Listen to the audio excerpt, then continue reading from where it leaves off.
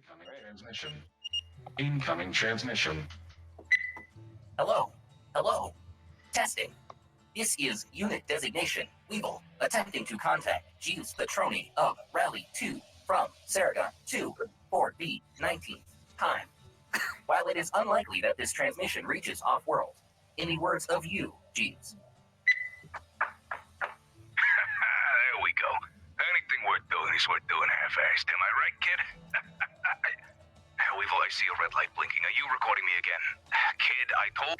Jeeves, I have an update on my journey to attempt to locate the Magellan broadcast signature that I believe you may be interested in. I had previously boarded the Isabella, an interstellar passenger ship with which you, of course, are familiar, as you are the one who booked that passage on my behalf. The first leg of the journey went off, as they say, without a hitch. The accommodations were comfortable, and while I do not require food or oxygen, my sensors indicated that the atmospheric and dietary parameters aboard the Isabella were more than sufficient for sustaining organic life. You may be interested to learn that one of your favorite musicians, Candy Sweetstar, was the onboard entertainment. It seems that he has had some sort of fall from grace, and you'll be disappointed to hear that he is a shadow of his former self. Here is a clip of his music, just for old time's sake. On your space boots and then However, almost as soon as we exited metadimensional space and entered the Saragon system, something of which I am not familiar went terribly wrong. I was archiving and searching through my internal databases when I experienced what can only be described as a blip, and awoke just after 3 a.m. local time to find the alarm klaxons blaring and the emergency lighting on the ship engaged. I attempted to contact the captain of the vessel, but he redirected me to the escape pods. I passed various frightened passengers on the way to the western escape pod bay, and was surprised to discover that only one pod remained. The pod had 6 seats, one of which was already occupied by a blonde-haired young man named Collie L. Flower, a human who seemed unnaturally calm. I offered medical assistance, but he assured me that he is just that way, dude, as he would say. As we waited at the pod, we were joined by Kitz, a red-scaled, panicked Thraxan man who wanted to jet off early. However, we convinced him to wait 5 more minutes. We were joined by another human, a woman named Sarah Lockhart, who seemed capable, but had a no-nonsense demeanor. She explained to us that she had been to the other escape pod bay, and that this was the only remaining vessel. Another person, a foam-covered Palgan mechanic named Jenko Quick, leapt into the pod after her. He explained that he was a member of the crew of the Isabella, and that he believed several of his coworkers had perished in the initial explosion that disabled the ship's engine. With just 2 seats left, 4 people rounded the corner, a lovely pajama-wearing couple named Mr. and Mrs. Raptus, and none other than Candy Sweetstar and his roadie, Rhodey. A scuffle ensued, in which Mrs. Raptus was pulled from the pod by Candy so that he and his employee, or minion, I am unsure which term is more appropriate, could take the last 2 seats. Candy wasted no time in launching us from the ship, and the last we saw of the Raptuses, they were clutching each other and sadly watching their only hope of escape disappear into the vast blackness of space. May they rest in peace. As we descended towards the planet of Saragon 2, we were also hit by debris, and most of us blacked out. I next awoke on the planet's surface to find the side of the pod torn open, although all of us survivors unscathed. After initial deliberation, we decided that the best course of action would be to enable the pod's emergency distress beacon and then head for the nearest mountains, to hopefully find some shade from the unbearable heat and a place to rest for the night. I cooperated with Mr. Jenko Quick, and we were able to set up the beacon. Unfortunately, Mr. Candy Sweetstar was less than enthused at the way things were developing. He had what I can only describe as a tantrum, and was crushed by... Oh, wait. Mr. Rhodey is shaking his head no. Very well, disregard what I was saying. Mr. Sweetstar is most certainly alive and well, and not a pile of red mush and sequins and spandex squashed beneath one wing of the escape pod. We were able to arrive at the mountains without issue, although they were far steeper than initially anticipated. We discovered a cave which seemed to have a pile of brush or nest inside, and decided to climb up a ledge to try and get a better view. Mr. Jenko Quick volunteered to climb higher. Mr. Rhodey offered his assistance to Mr. Quick in the form of an advanced use of magnets I have not seen before. He was able to lift Mr. Quick up, and the small mechanic was able to gain around 100 feet in elevation. However, Ms. Sarah Lockhart did not seem to enjoy the use of Mr. Rhodey's magnets, although initial hostilities were diffused by Mr. L. Flower. As soon as Jenko was safely deposited at his new elevation, we heard a growling and discovered that we had been followed by a pair of Saragon sand crawlers, large, leathery beasts with fearsome horns. I have taken photos and am attempting to send them through. That is where we are now. I am attempting to fight for my life alongside my new companions. Stay safe, Jeeves, and I hope to see you soon. And P.S. Remember what you promised. Do not buy anything stupid while I am off-world. End transmission. That was fucking awesome. Whoa, Thank you. that was great. Yeah, it's taken very seriously. I was expecting some more fart sound effects. Oh, well, I got 1 sec. There we go. There we go. There she is. There she farts. Honestly, that was excellent. I mean, Wow. I'm really impressed. I don't know how long that took you, but I mean, obviously, it's worth the point of inspiration or whatever we're doing. Yeah, 100%.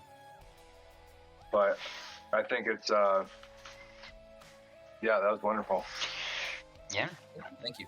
And that's that is the level of commitment and production value I am expecting from all of you here on going forward. Awesome. Every That's week. great. I look forward to literally never doing it. No. I love it though. I love the in-character aspect of it, and I would like to continue that going forward, even if it's impromptu and live, and there are no sound effects and there are more stammerings. But yeah, I encourage everybody else to take a stab at it sometime, because it's a fun little experience. Just letting everybody know how your character sees things, or saw things, I guess. But with that, we move forward as Weevil's transmission was beginning to cut out. We pick back up in the firefight that is now ensuing between the Saragon sandcrawlers that have encroached upon your outcropping, as well as and your party rather. So we will roll our first initiative. I think I did just want to check. It's a quarter of a point, right? it's a quarter. Yeah. You might need to. I don't think I even gave y'all tokens correctly. Tokens. It's cool. I'll just manually add everybody. That's fine. You can just roll in it. Our first initiative roll, the weird D8 system of this game. Weevil with a whopping 5. Rhodey with a whopping 7. Where's... Oh, here we go. Sand crawlers with a whopping 1. Fucking, they just keep getting higher. Janko with a 9. Yeah, Jenko quick. Fuck yeah, Janko. He's quick as fuck, apparently. Yeah, Janko Janko's super quick.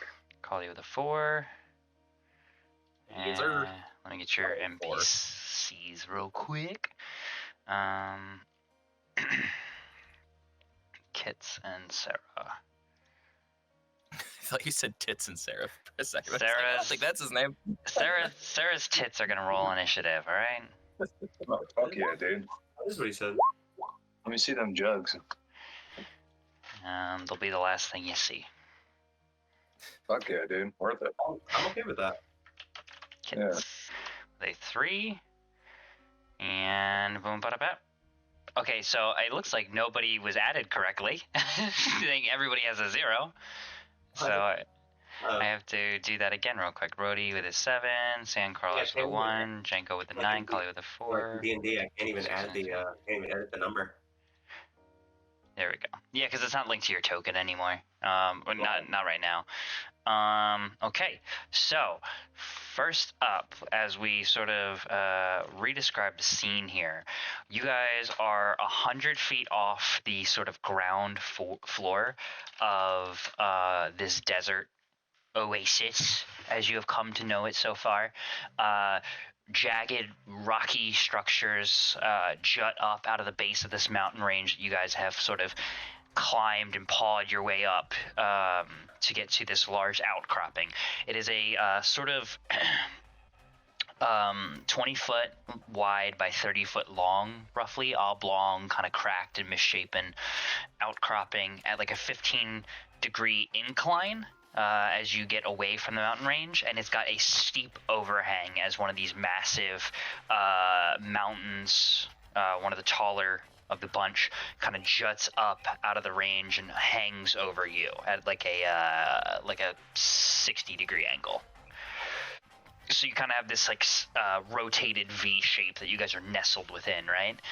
These sand crawlers have come up from the west side, kind of coming up kind of from back the way you came, maybe near the cave, underneath the outcropping, clawing their way up under, and then now over onto your level. Jenko is 100 feet up, higher than the rest of you, clung, hands, knees, feet wedged in crevices, hands gripping rocks, holding on for dear life. The rest of the party is below. Sarah towards the front, Kits all the way in the back, completely like run out of room, standing on the edge. Rhodey, Weevil, and Collie mixed up in the middle as these sand crawlers side by side begin encroaching, snarling, kicking their hooves back, lowering their horns. Jenko, with the biggest vantage point of the group, you are the first to act. What do you do? I doubt we're gonna turn these into steeds. I think it's safer if we just kill them. In this system, can you do a ready action, or do you just have to shoot something and do it? See, this is why. So you have your standard stuff. Your standard main action, move action, on turn action, which is not a bonus action because you can do more than one, but it's like push a button, and an instant action, which is like kind of like your reaction. As far as readied actions, that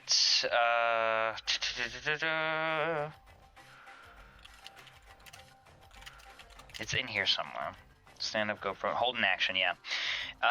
Can delay taking the rest of their turn until later in the round, activating them as an instant action, so it costs your reaction essentially.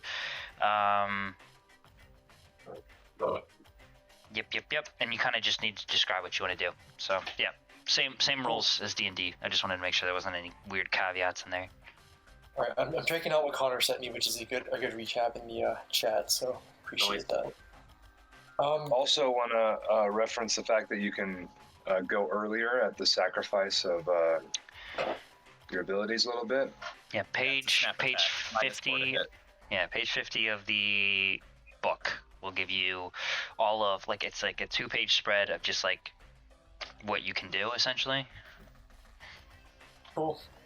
Well, I'm gonna hang on to this cliff face, and if I can do so without falling, I'm gonna unholster my gun in my right hand and aim down at these sand crawlers and try to get a pot shot off at one of them. Oh, so are you shooting or are you holding that? Sorry, I might have missed what you said in there. If I can hold it until one of these actually charges to be sure that it's gonna happen. Okay, it looks like it's gonna happen. Right, I'll just take a shot. Okay. So you go to withdraw your gun from your holster. Why don't you give me yeah, why don't you give me an attack roll? Alright, your shoot dex. Attaboy. Cool.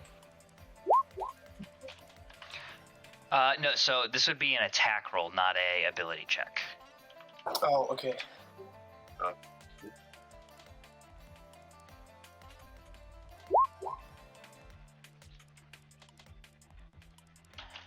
14. Unfortunately, a 14 goes wide. You manage to pull your holster, or your pistol out of your holster, take aim, fire it off, and this thing takes off running and kind of leaves your shot in the dust behind it. Shit, okay, I'm just gonna cling to the wall and stay there. I'm not gonna move up any farther. Okay. Rhodey. Yeah, so you said that this this little creature here, this big old boy, sandcrawler, so he essentially left this bolt in the dust and is presumably charging towards us? Yeah. Okay. Above them, I just want to, as like this showdown is happening, Rhodey, upon seeing them, is scanning the area above these sand crawlers to see if maybe like any of the sort of ceiling of this recess would be loose and could potentially be pulled down on top of them. Does any of it look loose? Should I make like a notice check for that? You look up, and because there's this overhang, you figure that you could potentially kind of grab a small to medium-sized boulder out of here to try and drop/throw on one of these guys. Yeah. Okay. But I couldn't like collapse the No, because it's a whole, because there is no entryway. You guys are, I'll do a quick drawing. You guys are on this like overhang thing. So this is a big mountain, and this is like the rest of the mountain over here. You guys are in here. So you're exposed on three sides. You could potentially grab something from the overhang above, but this is far too big to collapse, and it would also collapse on you anyway. Exactly. Okay. So yeah. So it's not so much a cave; it's just a recess. No. Yeah. You guys explicitly did not want to go to a cave. Right. Right. No, that's true. That's true. Just trying to refresh the environment a little bit. Okay. In that case, without a consistent sort of means of pelting, Rhodey's going to begrudgingly use telekinetic armory, committing my second of 3 efforts for this scene. There's the description. Obviously, Alex, we both know what it is, but just for the homies. And it does allow me to form a rifle if I choose, which is what I'm going to do in this particular instance, even though I'm not very good at shooting.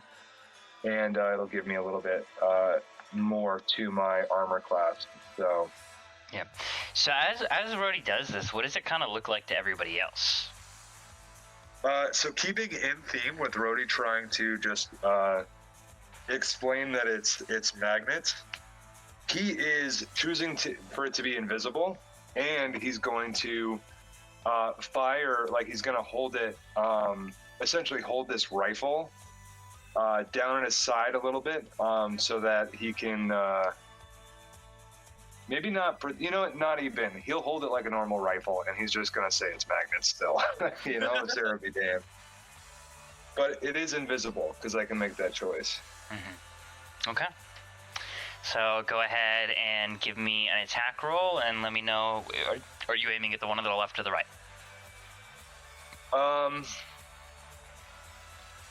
Whichever one is more in front of me in particular. So if I'm situated more to the right than the right. Okay, we'll say that then. Okay, cool. No modifier. Boom. Oof, that's not good. Yeah, you guys see Rhodey take up this weird shooting stance essentially as he holds nothing. There is a kickback and kind of a gust of air from Rhodey's sort of body language and around him, and you guys see as this thing is now barreling towards you guys, trying to cross this distance, that everybody's quickly drawing their weapons and firing off. This laser whizzes by, just barely missing from up above, and Rhodey's shot kind of something ruffles this right sandcrawler's kind of fur as it narrowly misses. It's still charging. Okay, that will. I'm gonna leave the telekinetic armor up, but that will be the end of my turn. Cool. Sarah's up next, and she is simply going to sort of double back a little bit, take a few steps back, drop to a knee, and just start emptying a clip into these things the best she can. So she's just like letting off laser shots. God. Yeah, she these things take evasive maneuvers essentially as she starts shooting at them, and they start bobbing and weaving a little bit. Natural instinct, like it almost seems like they recognize what a gun is. You guys are unable to hit these things for some reason. Fantastic. Weevil, you're up. Caught up in the mix with Rhodey and everybody. These things are barreling towards you as lasers are beginning to fly, and these things you realize very quickly are much more agile than they look. Gotcha. Yeah, Weevil is going to attempt to follow. Like, he's going to try and shoot the one that's closer, which I assume is the one that Sarah was trying to take out. And he's like, Hopefully this time this hit. and he, the tip of his finger opens, and a little metal barrel protrudes out, and you hear a pew as he attempts to shoot them. Oh my God, 6. This is insane. Yeah, lasers galore. You guys enter a desert rave as these beasts of burden are more so partying than an actual danger. Do you have anything else you want to do on your turn? Or aside from join the firing squad? Okay, so class ability as an expert, I can reroll an ability check. Isn't it attack? No, specifically not. Yeah, that's the warrior's ability. They get to do attacks. You get skill checks. So then, I believe that's all I can do, and that's my turn. Yeah. Okay. Yeah. I mean, for reference, you guys have the movement, which obviously we're taking as, this thing is small enough you could move to anywhere on this outcropping, or you could try and crawl back down or whatever. And then you have this concept of on-turn actions, which are, again, simple actions, like pressing buttons or doing things, or like, I want to kick this rock to see if I can cause some instability in this, blah, blah, blah. And it's like, cool. So, like, if you have a concept idea, that kind of stuff, it wouldn't cost your main action. I realize that, obviously, this scenario is a very basic one because it's your first combat, and I've laid it out that way. But in case you do have any interesting thoughts, Collie, you watch as all your friends miss. Yeah, all right. I'm gonna take a little bit of a different approach, and Collie's gonna go like, dude, I think I saw this on a fucking nature documentary one. And Collie is going to step forward, raise his vibro staff and his hands above his head to get into like as big of a position as possible, and he's just gonna fucking yell. He's just like, ah! To try and intimidate them. Okay. Do you Can I argue for a survival charisma check? I will take that. Do you run to like the front of the group to do this, or are you just like in the middle of the pack, as we kind of previously established, kind of being big and yelling? I think I would probably step aligned with whoever's in front to try and be like a focal point of the monsters. I definitely wouldn't be doing this from the back. You know? Cool. So you get up there a little bit. Yeah, you don't run ahead of everybody, but sick. I will take that check though. Yeah. Okay, cool. Let's go with a survival charisma, and let's fight again. Hey. What is that? A 6. Okay, wait. I'm an expert. I'm gonna choose to reroll that. Okay, yeah. Because Ollie's voice cracks in the first one, and goes clears the throat and tries again. Okay. 10. Great. I think what are the 10? I'm gonna have these things roll some morale checks, to see if they're up to snuff. Ooh. Unfortunately, they both kind of skitter and stop for a moment. Their assaults, their charge, as they size you up, and the yelling commences. And they kind of look a little confused, like, what the fuck's going on? They widen their stance, they get low to the ground, they snarl, they roar back at you though, and they start trampling towards you again. Well, For the confusion and the split second of time that essentially afforded you all, I'm going to give everyone a +1 on their next attack rolls. hey, As you everybody's able to kind of realign their shots and these things momentarily stop. Anything else? I believe that's my turn. Okay. Kits is going to cower in the back as he begins to try and scramble down off of the outcropping to get behind the line of fire even more so than he already is. And you guys hear a sort of crack and a sliding of stone on stone as Kits yells out from behind you, help!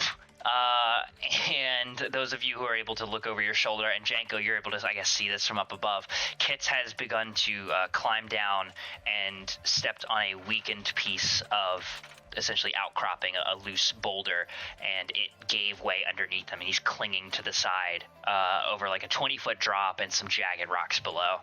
Kind of convenient. Yeah, very, very precariously dangling. As you all turn back and see the sand crawlers have closed the gap, as one of them goes to rear up and gore Sarah with their horns, which just hits her. As she kind of puts her arm up to repel it, and it lodges its horn sort of through her forearm as she kind of yells out in agony and is able to get a boot up and kick it off of her a little bit, as the other one is going to then charge Cauley, who has put himself on the forefront. Glad I did that.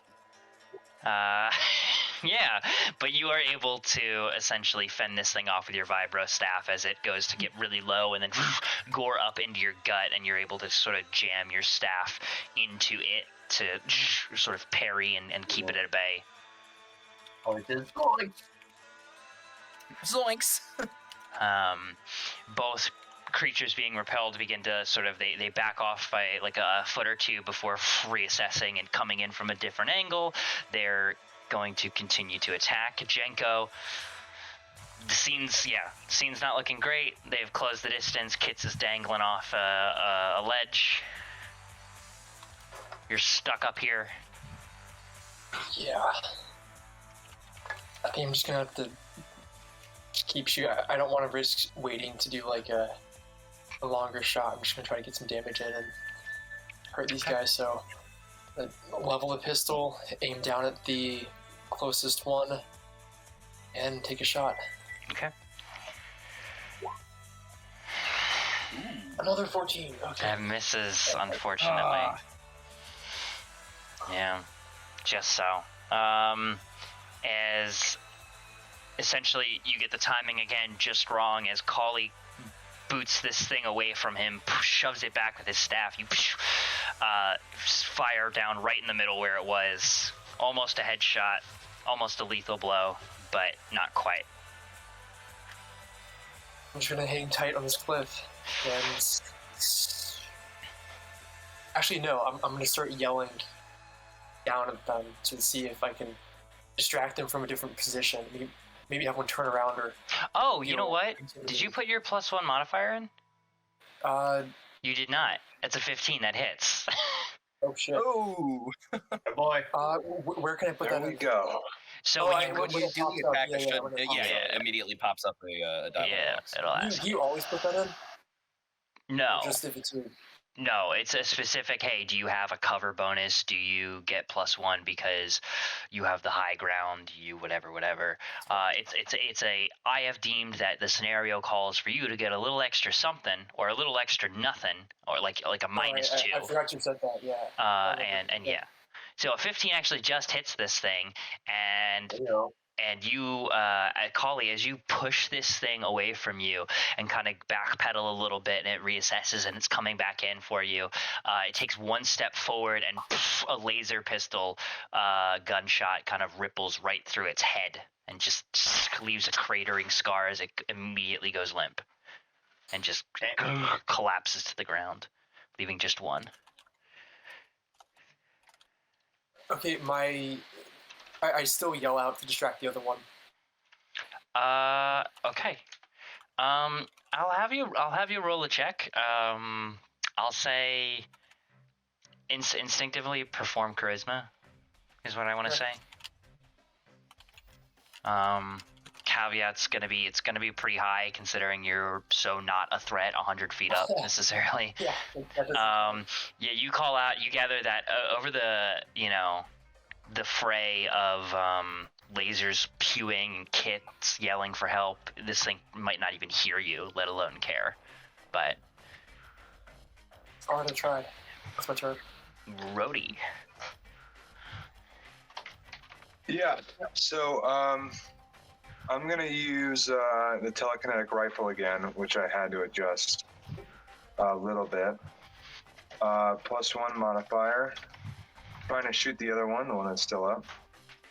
Ooh. Okay. 19. Okay, is that damage right? Jesus. What do you have for damage? 1d10 + 2? Yeah, I didn't adjust the damage from the rifle. Is that right? Oh wait, that's right. Yeah, that is a lot of damage. Let me check telekinetic armor. You just see. Can you use Dex or Wisdom? Telekinesis is the combat skill. To show you the power of telekinetic rifles, I sawed this crawler in half. I know. 1d10 + 2. Okay, I'm gonna look at you. Sorry, I just need to check this because what is this? Encumbrance. Personal. Sorry. Attribute Wisdom. Skill Telekinesis. Attack bonus 0. Shock. Is that right? For the rifle, is 1d10 + 2 the base damage for a rifle?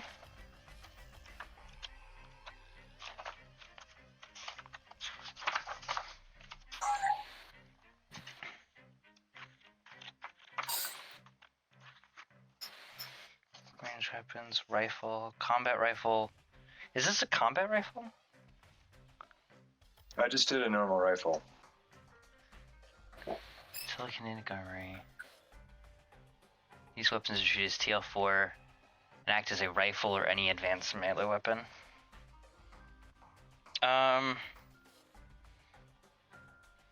Oh, regular rifle, yeah, 1d10 + 2. Oh, no, that's the wrong rifle. I think? No, that's fine. That's fine. Cool. Weird.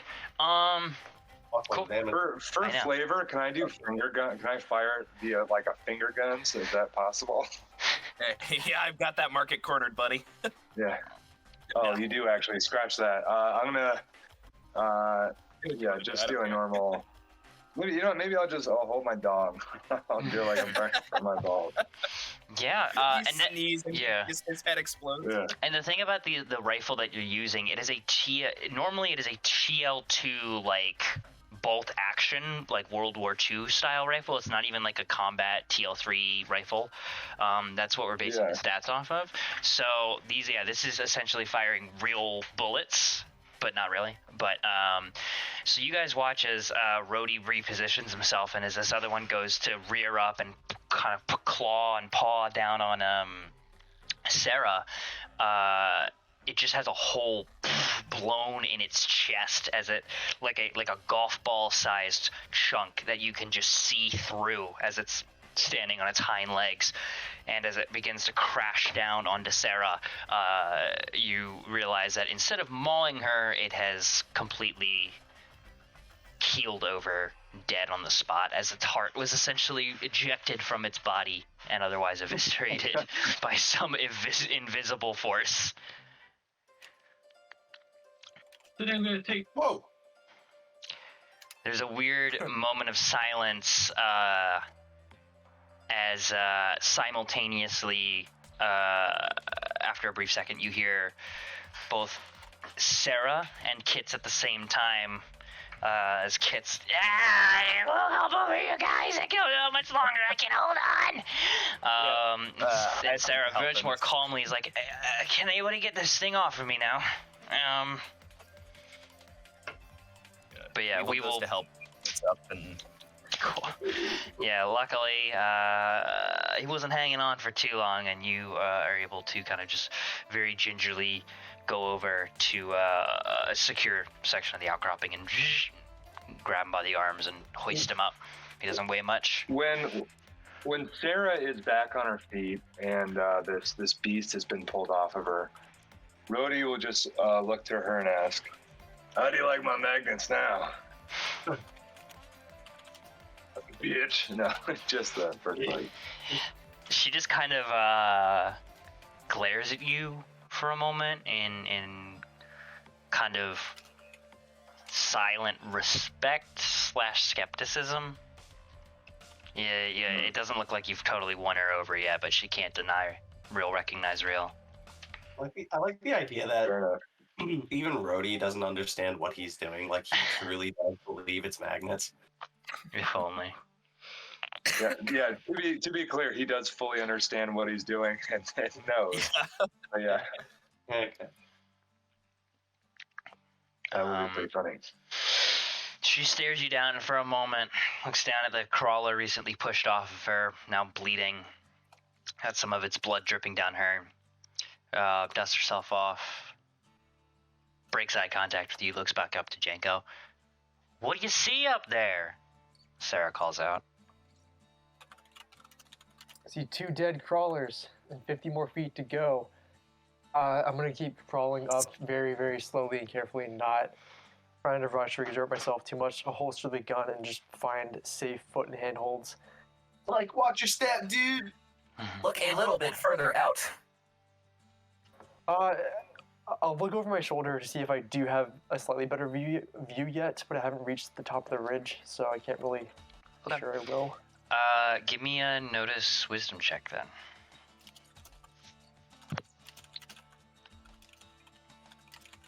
Right. The desert haze makes it a little difficult to decipher too many more details from your current position, as you are able to see roughly the same landmarks as before. You're making out essentially 3 trails of smoke. One much smaller, about to go out back in the direction of your escape pod, as well as one to the north of your escape pod that is much, much larger and actively pluming, and another one to the south of your escape pod, which is between the two, actively pluming but still much smaller, closer to something like that of a campfire.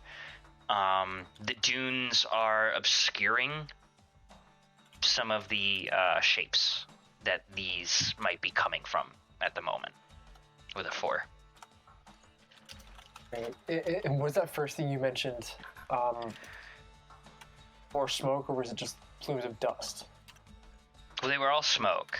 One was your escape pod, one was what you guys have guessed to be the wreckage, the main body of the Isabella that probably crashed to the planet somewhere, and the third being, you don't know what it is. Maybe another escape pod, maybe somebody's out here grilling desert lizards over a campfire. I gotta go higher. I don't see anything new. I'll keep climbing up. Okay, I think I need a exert strength check, is what I'd ask for. Weevil looks up with his big metal hands outstretched like he's ready to catch Jenko, but he's not moving at all. He's just standing there in a static pose. Alright, as I start going up, I'll call down to Rhodey. Hey Rhodey, if I fall, we don't need any more red slushies.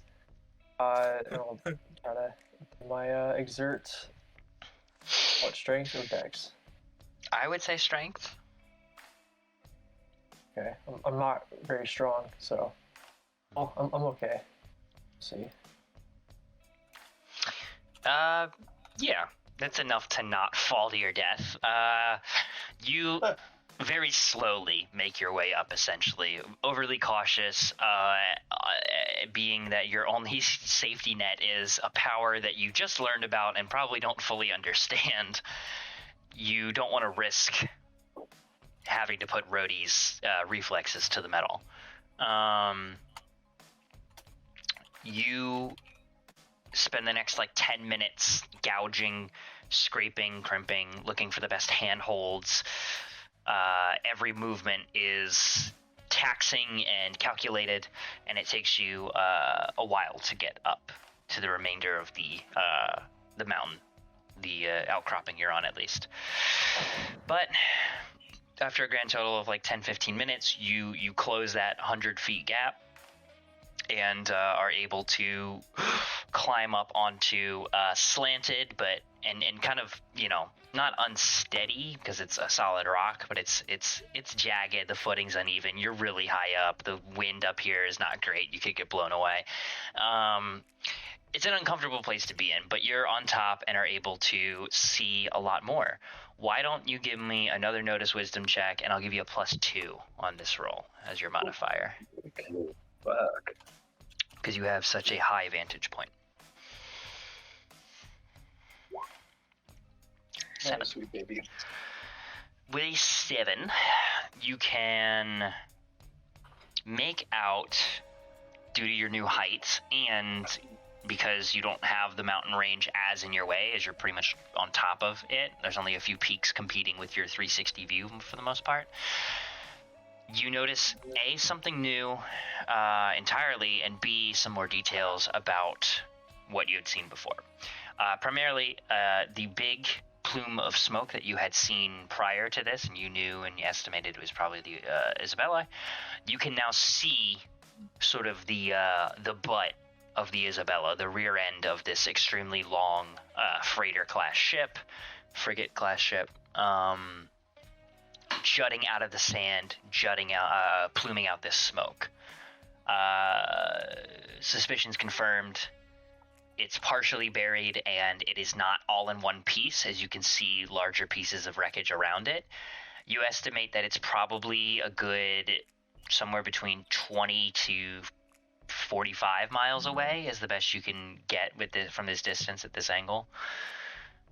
You don't get anything new on the smaller plume of smoke to the south of your life pod, unfortunately. The dunes are still obscuring it, and it appears might bit further away, and there is not a giant metal structure to indicate what it's coming from, like there is with the Isabella. So that one's still a mystery.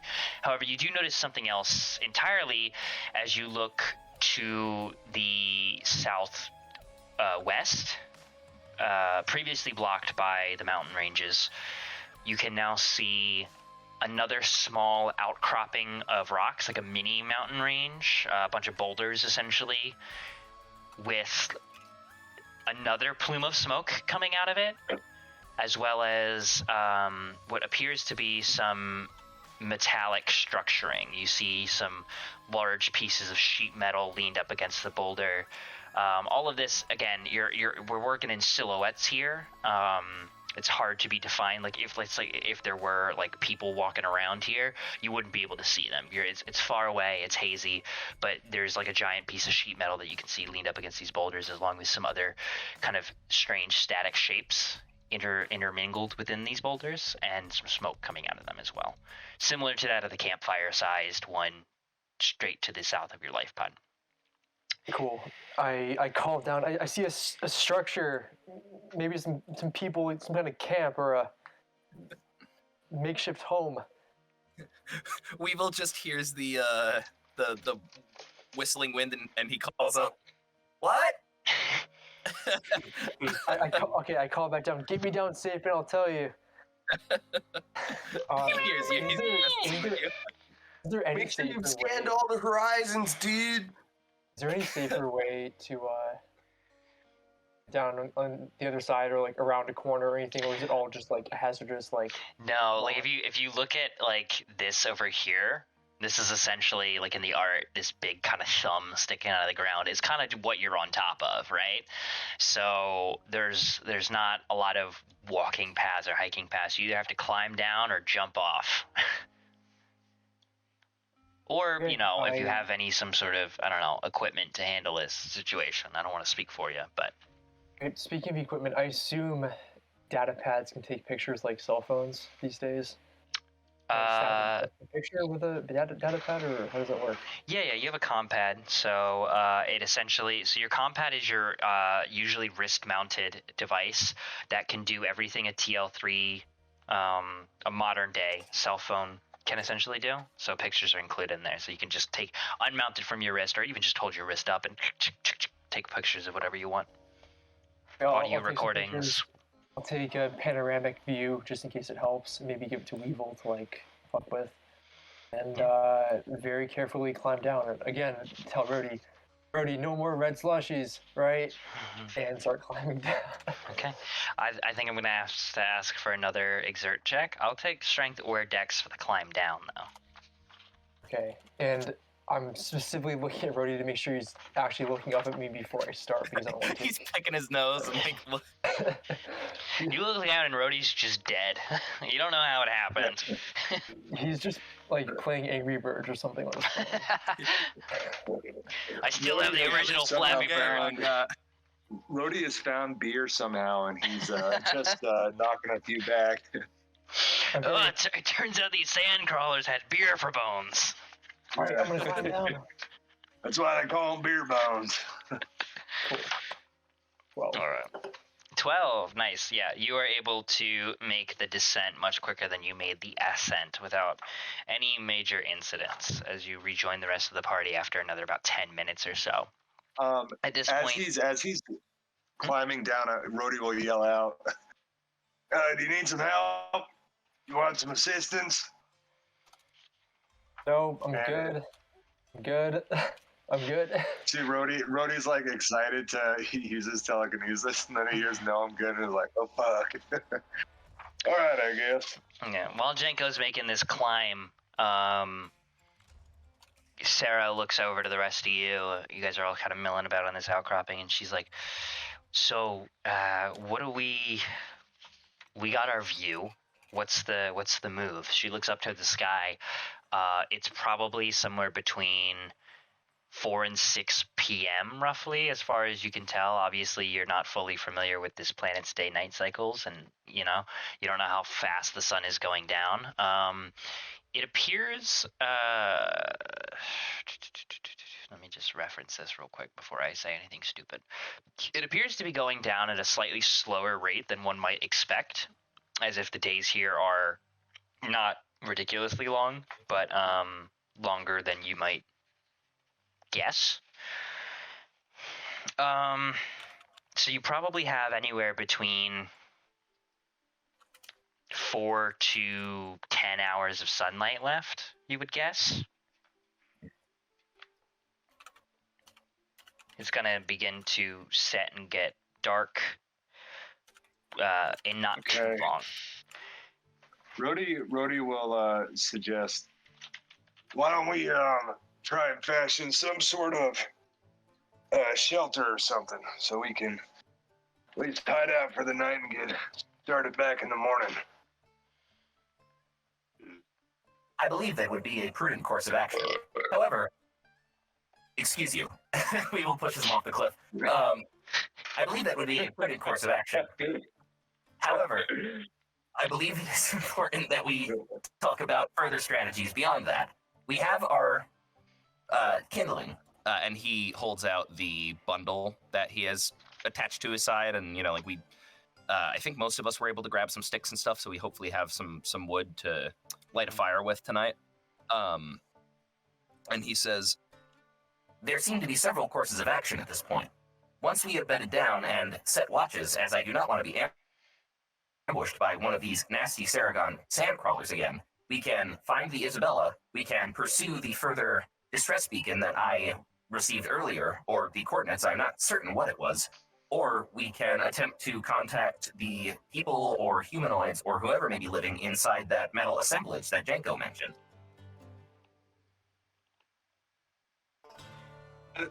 I don't know if I like hanging out with some weirdos on a planet who hasn't seen the light of day in a while, you know? They might not be too friendly to outsiders. You have not taken those sunglasses off once. Technically, weirdo who has not seen the light of day could apply to you as well. Listen, man. Collie takes off the That's a burn. and you just see layers and layers of stress in his eyes. These are How red are dude. Polly the Flower's eyes? Like, how bloodshot are they? Very. I forgot. Please put those back on. It is causing me some measure of distress. Very bloodshot. Hold on, let me set the scene real fast. I don't know if you'll be able to hear this, but Collie takes a quick second, walks behind a rock, and you just hear like. Can you hear that? You can hear that now. Sounded like plastic breaking or something. Yeah, no, that was a lighter. From behind the rock, Collie calls out, "Yeah, look, the plastic breaking." I thought he walked behind a rock Got and it. broke his sunglasses. Is there a So he's smell smoking meth. that we can pick up? As Collie disappears behind a rock, Jenko makes it to the ground just in time to hear Sarah go, "The hippie does have a point, though.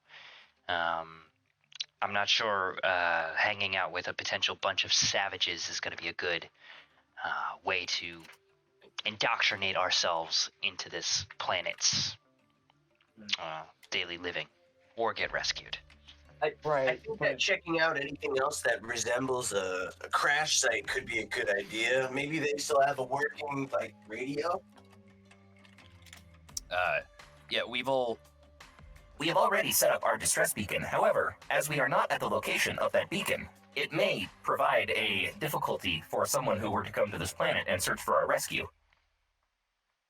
It may be a good idea for us in the morning to attempt to make the distance, or cross the distance to the wreckage of the Isabella and pass by our beacon and see if anything has changed. I think that's true, but I also, don't mind that. It didn't take us too long to get here. That's not a bad idea. I'm also just a little bit worried about, theoretically, some kind of raider crew could be investigating our pod crash and the ship itself. I didn't see any big plumes of smoke or anything, or us coming up from vehicles or anything. So maybe it's all good on this front, but I feel like the first people we're gonna meet might be from that settlement I saw. If we're lucky. Settlement or a raider camp, Sarah? Yeah. If we're lucky. They're probably the same That thing. being the operative word there is if we're lucky. Like I said, they could be cannibals. They could look at us and think, "Oh, tasty meal." Kit's slithers up right under Rhodey's kind of point of view, and he's like, "You don't think they eat wizards too, do you? Just people, right?" Shit, if I don't eat soon, I might eat you. He disappears in an instant, almost behind a weevil. I'm joking. Not completely, but mostly. Can you drop off your tail and we can roast it or something? Speaking of, and Rhodey will motion to the two fucking giant sand crawlers that we just felled. Yeah. Yeah. You want to have a barbecue? I gotta say, dude, that does look like dinner. It looks like dinner, man. I don't know about y'all, but I'm getting kind of the munchy. I mean, hungry. Get some grub and pig out. I'm totally getting the freaking munchies, dude. Collie's a hungry boy, guys. Yeah. I'm just a totally hungry baby. Yeah. All right, so it may be a good idea to begin setting up camp. I believe we should wait until nighttime to be able to set up our fire. However, do we want to bed down on this ledge or go back down to the cave? The cave may be more sheltered, and if it was a nest, I believe we may have taken care of the occupants. Collie will look at both of our party members who clearly have some sort of ranged weaponry. I'll say, so what are we looking like for ammo? Are we okay? Can we kill another? Yeah. I'll look at the weird thing on the ground and be like, boar? I don't know.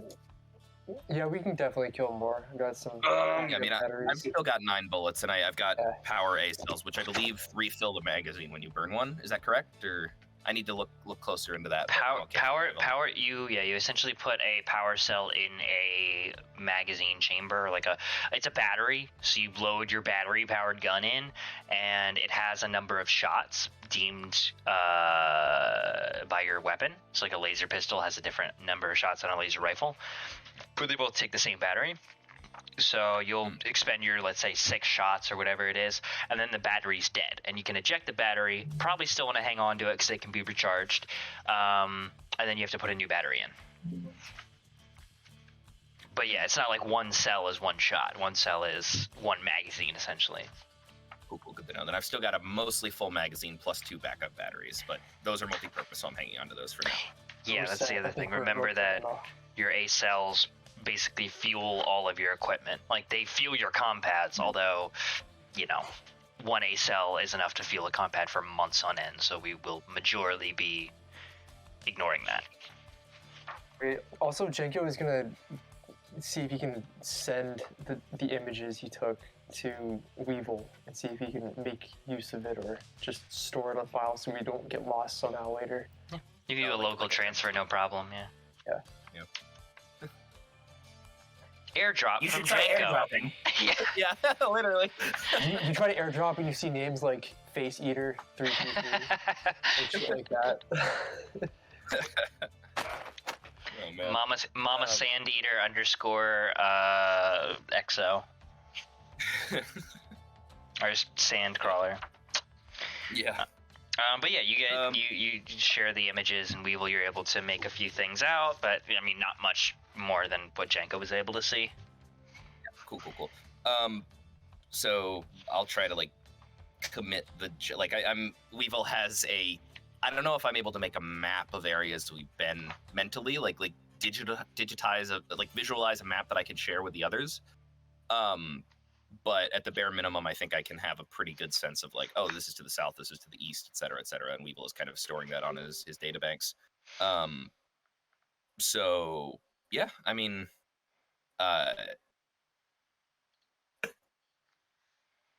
Considering that we do not know how much time we have for daylight, I believe it may be a good idea for us to begin setting up camp. I think this ledge will provide some measure of shelter, as it is elevated. However, as I said, it is a bit more exposed than the cave, and not entirely unable to be accessed by foes. I think you make a good point. I've done some cave living in my past. It's not too bad. The walls are kind of cool. Not many mamacitas around, but... Somehow I am not surprised by this information. Okay. Well, the one thing to consider is that we may have killed 2 of these sand crawlers, but there could be more inside. Well, you know that there weren't any that you saw inside initially, but Rhodey's comment is not unfounded in the sense of maybe there could be more that come back. You never know. As well. Yeah, there could be a whole fucking nest in there. Yeah. For all we know. I mean, I don't know what do they do? Poop out eggs? We don't know. I just wanted to make clear you had been in the cave before and you didn't see. Right. But you only saw vague signs of life, and you didn't see any in there. Yeah. So, all right. Yeah. I mean, Weevil is gonna kind of cast his vote that we camp up here. Because this area, at least we have a clear vantage point. We can hopefully kind of see things coming. And we should have the ability to kind of... Yeah. Also, not for nothing, but you don't want to have a campfire inside of the cave. Very good point. Yeah. That is a fair point. I forget that I do not need carbon monoxide. Also, you don't want campfire directly on the edge of a cliff so that people can see it. So maybe behind some rocks if we can cover it. Yeah, it's fine. We can cover it. Hide it a bit, but I wonder if we better than choking to death. Yeah, if we look around, are there enough loose rocks on the ledge that we could feasibly build a windbreak wall along one side so that the fire is exposed on our side, but anyone looking up would kind of see a pile of rocks before they'd see the flame? I think so. I think between the mountain range itself and the fact that you guys are, in light of trying to beat the night, hey, let's rush out to one of these locations because we have potentially enough time to just make it there. You guys are gonna like really take your time. You have, several hours of sunlight to kill to work on just gathering rocks around here at a pretty leisurely pace. All right. I understand what you're trying to do, but I mean, still gonna create a bunch of smoke. You understand? Like, we're not gonna hide the whole camp here. Well, I don't really see a problem with a lot of smoke. Don't I know it? I do not understand. Sarah pipes up and she's like, if we stay in the cave. Did she say pipe? Yeah, she pipes up. She crack pipes up. Right, man? If we stay in the cave, we set the fire towards the mouth of it, we should be okay. The smoke should hide it, or the mountain should hide the smoke for a fair distance, and then it's going to dissipate after it gets to a certain point. Like, that's what I was thinking. And besides, and she kind of looks around, apparently just one of several campers out here. And she thinks on that for a moment and goes, shit, maybe some of these others belong to other life pod wreckages. Those fires out there. That is what I have been trying to say. And Weevil does like a gesture. So, yeah, I mean, I believe it would be wise to clear the cave before we bed down, but I'm open to that solution. All right, then how do you suggest we get one of these things down there? And Rhodey will motion to the Weevil. Sandcrawler. Weevil walks over to one and just begins shoving it towards the ledge, like full on body, like Link pushing a boulder, like. Yeah, Collie will help. Like ready to just shove the carcass of this thing down the mountainside, and then climb down after it. But yeah, that's what he's doing. Yeah, I'm attempting to push it. I'll help too. If you all assist, we can probably. Okay, I will not. Yeah, my goal, I want to be clear, my goal is not to try and delicately climb down and pull it behind me. My goal is to send this thing tumbling down the mountainside because I don't need food. For sure. We can always cut it open at the bottom. Maybe you'll get a little bit of ground beef. Yeah, Right. with bone added in. Yeah. I mean, Yeah, we've we'll got get two, bone in and ground beef. That sounds delicious, actually. Oh my lord.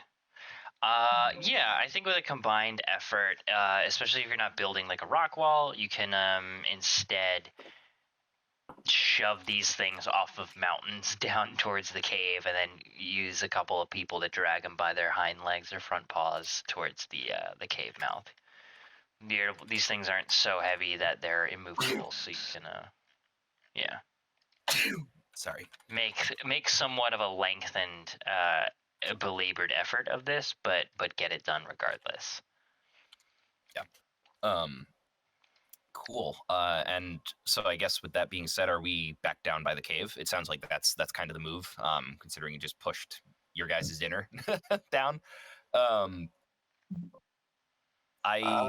definitely okay with that. Yeah. Standing at the mouth of the cave, I kind of want to turn on the flashlight beam in my chest or my wrist or whatever it may be, and kind of like swivel it around a little bit and see if it looks like anything has changed from when we were last here, or if it seems like it's still kind of undisturbed, just this pile of brush in the back that we didn't really give much attention to before we kind of fucked off and climbed up.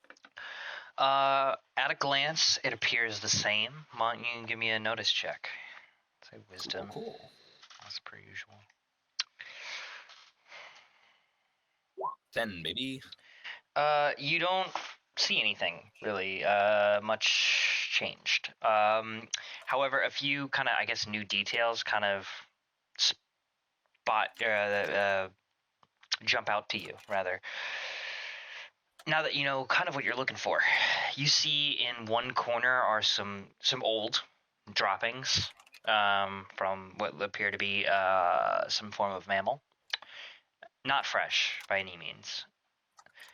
and as you shine your light across the debris in the back, you see a lump sort of intermixed between the brittle dying leaves, the twigs, the few bits of desert greenery that have seemingly been assembled here. You see sort of a lump, approximately, I don't know, maybe a foot high, sizable but not too large, and it's whatever it is in the weeds, quite literally, so you can't actually see it, but it's ever so slightly shifting around a little bit. So it's seems alive, whatever it is. Yeah, so the fingertip of Weevil's left hand swivels open again, and he says, I'm going to attempt to see what that thing is. Is anyone able to provide support? I mean, if no one else will, yeah, man, I got your back, I guess. Cool. So yeah, Weevil will begin kind of taking measured steps down the slope of the cave. Whatever this thing is, it doesn't seem too big, so hopefully it's, it's not a massive threat. And it seems like we are kind of blocking the one way out, so he's cautious, and he's trying to not like stomp up on it, but he's not really trying to hide his presence. I'm just trying to close the distance and see how the thing reacts before I make any decisions. Yeah. Part of me is worried it's a baby. Part of me hopes it's a baby. I was thinking the same thing. As you get I hope it's closer, not, but as you get closer, this thing begins to, you see it freeze for a moment after you get to a certain point, that it's recognizing footsteps approaching, and it seizes up. And as you continue to get closer, it begins to kind of frantically kind of like rattle and shift underneath this layer of foliage. Oh no. Because it's and it sort of retreats towards the back of the nest, towards the cave wall. And as you get closer and closer, continuing to nullify this distance, this gap, you hear a very faint coming from beneath the foliage. What? Yeah, Weevil will close the distance and kind of plunge the non-pistol hand into the foliage and attempt to grab it. Yeah. You just, like a fucking rocket shooting, I don't know, your arm on a fucking servo piston jolts into the foliage and are able to grab something warm and furry and pull it out by essentially the scruff. And what you have essentially in your hand is about a cat, like a large cat sized baby sandcrawler with nubs for horns and baby tusks and patchy fur. Patchy is in like unhealthy, or patchy is in like that's how these things grow? Patchy is in this, they come out non-furred and grow the fur in. Okay, so not like this thing's not like mange necessarily. It's just kind of like. I mean, it kind of looks like it has mange, but it's not mange. Yeah, it's just a baby. Gotcha. Yeah. Weevil, looking at this thing, he looks back at Kali, and the fingertip with the gun barrel poking out of it retracts and swivels shut with a little click. And then he pats the thing's head kind of awkwardly while he holds it by the scruff with the other hand, and he goes, There. I have dinner. and It he looks terrified. Yeah, he holds up the thing to the others, and he's like, If you are looking for easy nutrients, I believe I may have found a source. And kind of holds the squirming sandcrawler up to Kali. You want to like eat this thing? It's adorable. I do not want to eat it. I do not need to eat. Alex, is it adorable? It's kind of adorable. It's also strange. Strange? Yeah, it's a weird little alien creature baby. So it's less like, So it's like it's a cute in the way kitten. pugs are cute. Kinda, yeah. I'm a little I'm a little skeptical, man. This thing could have a mom, you know? We might have just killed its mom. I'm pretty sure going it to doesn't say, I have do a not mom believe we anymore. do. I believe that point is false. Yeah, and Weevil will say like, We do have an easier source of calories, laying on the cave floor, bruised and battered, and probably with shards of bone in it. Maybe the right thing to do would be to put it down, right? That seems unnecessarily cruel. No, Well, the boy has a Weevil, you're the point. one suggesting that we eat it for dinner. A life for a life. It is the simple arithmetic of the circle of life. Or we could name it Slim. But we already got 2 of them. And they're big. Why would we need that life to have Okay. dinner? yeah, you see Weevil's little emoji smiley Anybody turn got into a rope? frown. This is my pet. Anybody got a rope? And Rudy will search through his backpack, secure some rope, and just put a fucking leash on him. Yeah, As you're Weevil, like the going. little smile turns into a frown, and he goes, All right, you say you have food, but I do not see anyone else attempting to cut open the adults. and he'll hand it over. He's not gonna like kill this thing in front of you, but Yeah. And- Yeah, go ahead. I was gonna say, as you kind of are able to get this rope harness around this thing, it's not putting up much of a fight, kind of paralyzed with fear at the moment. Sarah kind of calls out next to you. She's like, "And what are you going to feed this thing again? Because last I checked, we have a food source." And she looks down to the dead, presumably parents, and leaves the rest unsaid. Fuck if I know. Who knows? Maybe they eat rocks. I don't know. Well, I'll have to figure it out. That could be why they attacked, bro. Maybe we were threatening their rocks. Yeah. Yeah. You know what, Collie? I think maybe you need a layoff of whatever it is you've been working on over there. Yeah. What do you mean? Maybe just give it a rest. Man. Yeah. All right. So then Rhodey will then just kind of like tie the little homie up to just something, maybe just like keep it out of the way while he uses his boot knife and maybe some in fact, because I can and we're out of that previous scene, I could just engage my telekinetic armory again using a knife and cut this thing open with that. like the idea that he Potentially. always does it invisible and cuts himself every time he gets a knife because he's like, damn it, I always forget to make the guard. Yeah. And flips up on No, I keep cutting me with me. Yeah. He puts it down. He goes, "Oh fuck, where did I put it?" Shit. Everybody, just look around for a sharp thing. You know you found it when your finger falls off. There's a knife lying around here. We got a baby. Everybody be very careful. Yeah, you just like stop imagining the knife and it'll go away. I wish I could, but I have too creative an imagination. Yeah. Rhodey just keeps like thinking about it periodically, just like fall and stab him in the foot. Yeah. God damn, it happened again. That's a very valid point. If you knew you lost an invisible knife somewhere around in your bedroom, would you be able to stop thinking about it? I wouldn't. I'd be constantly worried I'm gonna run into it. Yeah. It's like losing a roach. You don't want to fucking hell no. Yeah. Yeah. All right. Well, Anyway, you throw the rope around as a I said, stalactite or a stalagmite, and he's secure for the time being, unless I don't know, somebody unties him or he somehow chews through his rope. But Weevil is good going for to now. crush his head like a grape. No, I leave him alone. Wait.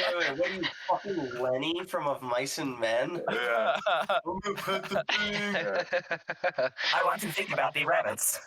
Yeah.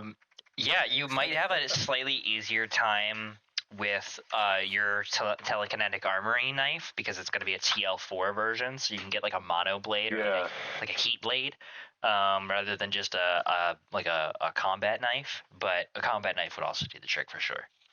These things have tough skin. Okay, They're not made of rocks. Oh, yeah. Well, they just eat them. I will use a telekinetic armory.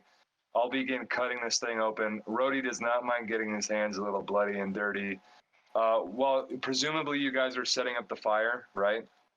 Yeah, Weevil has made like a geometrically perfect like rectangle of sticks. Probably not perfect for fire, but it is like each length is like within a millimeter of the exact same size. You see his like nice. his fingers go along the Great detail. a length of a stick, and then you hear a beep beep, and his light flashes green, and he just pinches the stick at the right point and breaks it. Very and then progress. yeah, that's actually a really great detail. Like, good fire, like leaving some pieces on rocks and like get airflow and like make a good engineered fire. Yeah, and we'll just need like a spit roast thing above it to cook this meat on. But then Rhodey will begin preparing this sandcrawler, trying to cut pieces of meat that don't have fucking shards of bone in it. I mean, hey, you killed them very cleanly. So like the one just has like a laser hole in its head, and the other one just got shot through the chest, essentially. So like you just avoid that little section, and it's you have hundreds of pounds of good meat. Oh, right. Yeah, you're rough in handling it. That's. But you still have hundreds of pounds of meat between the two of them, so you're okay. Here's the other thing I want to do really quick. So like once I get the fire going and we're cooking this thing, or I get the fire going, once the fire has been set up and we start cooking, I'm going to do a little bit of big brain, and I'm going to cut the stomach open and see if I can decipher what it is inside of the stomach to determine what to feed the little jabroni. Okay. So I think we're going to do a round of checks for everybody to set up camp. Great. It sounds like Dylan.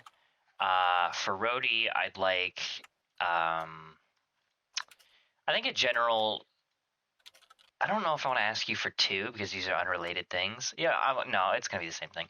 Well, I would say give me a survive dex or whiz check to not only butcher this thing but also answer your question about the stomach contents. Weevil and Janko, I would like one of you to make with a +2 because the other one's helping a fire setting check. I would say probably survive again, dex or wisdom, although I will take intelligence, I think, as well. Yep. I would like to foist the role on Jenko because I feel like he is better at it, and also Weevil is so engrossed in the task of 4 inches on one side, 5 inches on the other, 4 inches on one side, 5 inches on the other, that he wouldn't even think to do anything else other than just kind of breaking the sticks. And I think Janko is probably a bit more calculated with his survival skills. I'll do it. Okay. To survive, I guess, with one of those 3, unless you want to make an argument for something else to make the fire. And then what's Kali doing? I think, I don't know. Let's pull the group. Kali would be something like, what should I do? You look around, everybody's busy. Everybody's like working on stuff. I mean, I'm not saying you guys can't answer, but when you ask that question, you look around and like Janko and Weevil are in the heat of it. Fucking Rhodey is knee deep in a fucking cow at the moment. Sarah is kind of look pretty, keeping watch, and Kits is cowering in the corner. Okay. I guess I can help, like, make a fire, start a fire. Okay. Yeah. It looks like this over the is pile that we've always done before. There's nowhere or maybe I could check deeper into the cave. Have we checked the entire cave? Pretty much. It's not that deep. Okay. Well then, I think if anything, there's that or. Yeah, Kali has survived in like the slums, but never like this out in the middle of the fucking desert. So. Yeah, it sounds like Kali goes over to, if I may take some liberties, Kali goes over to assist with the fire, and Janko and Weevil are like in it kind of deal, and you're like, yeah, I'm here to help, and they're like, good to know kind of deal, like they obviously, but your help is not needed, unfortunately, as they have it under control. So there's a lot of like awkward standing around, like I'm ready to help. I don't really know what to do, but I'm ready. And the fire ignites an unbroken stick, and he puts his face, like he pinches right along the middle of it to indicate, and he's like, "Here, attempt to break this exactly at this point." It is mathematically correct. And he hands you the stick to break. It's a tiny little piece of kindling, and then he just goes back to breaking other sticks and piling them on. I will do that. He breaks it in the wrong spot. He's a couple of millimeters off. I cannot believe this. You are ruining what I would only describe as an art. And he turns back to the pile and continues putting the sticks on. He looks at "Give me yours that and hat." throws it over his shoulder. And with a rudimentary fire set up, with a sort of frame for a spit roast style add-on, your little friend in the corner, tied around a stalagmite, Rhodey having butchered several large sections of meat, easily able to be kind of slotted on to one of these pieces of kindling, kebab style, cooked up, and then portioned out and served up from there. You have, for the most part, what you need to potentially survive a night. Rhodey, in your butchering, you gut one of these things' stomachs, and you are able to tell with a 10. These things are omnivores, it looks like. There is some desert foliage and some herbage, some flowers, some bits of what looks like the meat of the internal meat of a cactus in this thing's stomach, as well as a few small morsels of what look to be like chitinous meat. Like you see remnants of bug shell in there, as well as like chunks of kind of like fleshy white meat from presumably some other native animal smaller than these things. Like rodent-like maybe? Something like that. Or like large bugs, small rodents, large bugs, that kind of deal. Cool. Great. Okay. Awesome. Question for the group as everything begins to get set up. Rhodey's got the meat, the fire is ready. How do you light it? Ollie's weed lighter. I also like the idea that Fair Colleen enough. is a full-on bong, and like we're gonna need to drink the bong water at one point when we run out. Yeah. There's also something that we never discussed, and I didn't put it in my inventory. So if Alex That's would be like, fine. No, that's fine. There's a moment where Colley's standing around for a long time, like, I wish I'm ready to help, and you guys stand back, Jenko and Weevil, and you're like, good work to each other, and then you realize that neither of you have like lighters on you, and Colley's like, oh, I got this, and busts out the weed lighter. my time to shine. And he gets down and his space back, yeah. And you guys have a roaring fire. You're able to keep warm, cook meat, and otherwise enjoy shelter in this cave. You have most of what you would need. You are shy on water, a big thing in the desert, and there is still a question of what you're going to feed the baby jabroni, the baby sandcrawler. That's fucking Dylan's problem.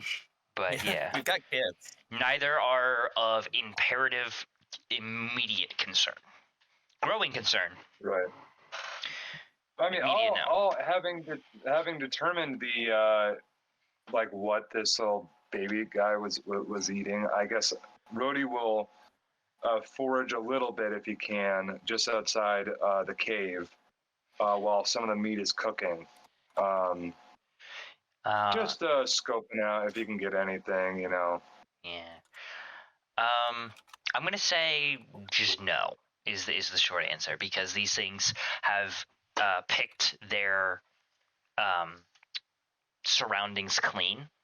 The first place they hunted for food was right outside of their cave, and you're like in a you're like in a mountainous range, so there's not a lot kind of growing between the rocks. You would have to kind of go out more into the desert landscape and kind of venture out a little more than I'm imagining you want to at this time. Yeah. Okay. Fair enough. So with that, it looks like you guys are on track to go the night sheltered with food, but without water and without food for your newly adopted party mascot. Yeah. We're calling And- him Blimbo. Does anyone want to do anything during the night as the sun is now setting, as you have set up your fire and gotten your sort of what's the word I'm looking for, shelter ready? I don't have anything specific, but I did want to ask about like being a VI and recharging. Because I'm looking at VI player characters, special VI rules. They neither need to eat, sleep, drink. They require only one Type B power cell per week, but they do require a few hours a night to kind of operate in like sentry mode / power down. Yeah. I don't have any power cells on me, but I assumed that would be a priority for Weeble to have been like, oh yeah, I'm gonna make sure that I can at least plug in while on board the Isabella so that I can like charge. Just gotta keep the battery reserves topped off for sure. Okay. That was So I assume it's not of immediate concern for me as long as I still take the requisite rest. Yeah, I'm looking back into the VI player character section. Page 190, I think. VIs can be healed. VIs reduces our HP. Oh, they need to sleep, eat, or drink, requiring 1 per week. Yeah, so you're fresh up, right? So you keep, during your stay on the Isabella and your short hour rest, you're like, you might as well jack into a port while you're resting. So you got your rest, presumably a few hours before the ship went down, and you were jacked in. So you have a week as of the crash. Okay, cool. So yeah, and it also says like away from readily available current. So I assume that means like if I'm in the area of any kind of power system, then that just kind of means it can be assumed that I'm charging one way or another. Potentially, depending on what it is, yeah. Sure. Most TL4 spots, like anywhere in a city, for sure. In the desert, if you come across like a haphazard, settlement and they have like gas powered generators, maybe not. Probably not, honestly. But like yeah. Yeah, okay, cool. So just keep an eye out. I'll just have to keep an eye out for Type B power cells then. Yeah. Cool. Anybody else? Questions or otherwise things they want to do during the rest, during the night? I don't think so, honestly. Yep. Leaving some open air in case anybody wants to jump in, but if you don't, then it's all good. No. I did just have... Actually, one thing I do want to do. There it is. Take a shit, first off. But after that, I'm going to creep over to the edge of the cave and the cliff outside and just watch the desert looking for any moving lights or like traces of light and people out there. Okay. Yeah, I mean, this is a good segue as well before I answer this, to ask about, do you guys like set up watches as well, just in case? I think so, yeah. Probably. Okay. Well, we're just gonna leave it pretty loose. I'm not gonna say like, oh, who takes first 2 hour watch, and but you guys designate. I guess is one of you is gonna be up at all times. I imagine is what you would want. You don't want to leave the end. Right. All of your lives, even though you're all strangers, equally strangers. You don't want to leave your lives in the hand of Sarah while you all sleep. So. There's a bit where Rody will take first as much as any of the others, Exactly. It's Rody will offer to take first if we don't need to really get into like positions. The one thing I just will say is Sarah is gonna stay up while Kali is awake, and Kits is not gonna take a watch. Kits is gonna sleep like a fucking baby through this night. Yeah, he is. Honestly, we should adopt him as our mascot because he's about as useful as that baby sandcrawler. Yeah, he has retail skills too. He manages a fast food chain. And apparently they don't have cliffs in his fast food chains because he almost fell off the one we were on. Why, Connor? Let me ask you something. Why would a fast food restaurant have cliffs in it? Have you ever been inside a McDonald's play place, Alex? Yo, he's got you there, dude. You got me. I started that not knowing where I was. Check and mate. Okay. So during Jenko's watch, while you were up during the night, Jenko, you kind of take in the fresh desert air. One thing you are noticing, each of you respectively, as the sun goes down and people are drifting off to sleep and you spend some time in the cave by yourself, several things. One, you're very fucking thirsty. You haven't had any water like all day. You woke up in the middle of the night,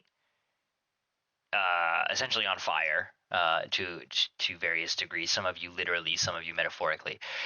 Landed on a planet and have spent an entire, at least 12-hour day. Well,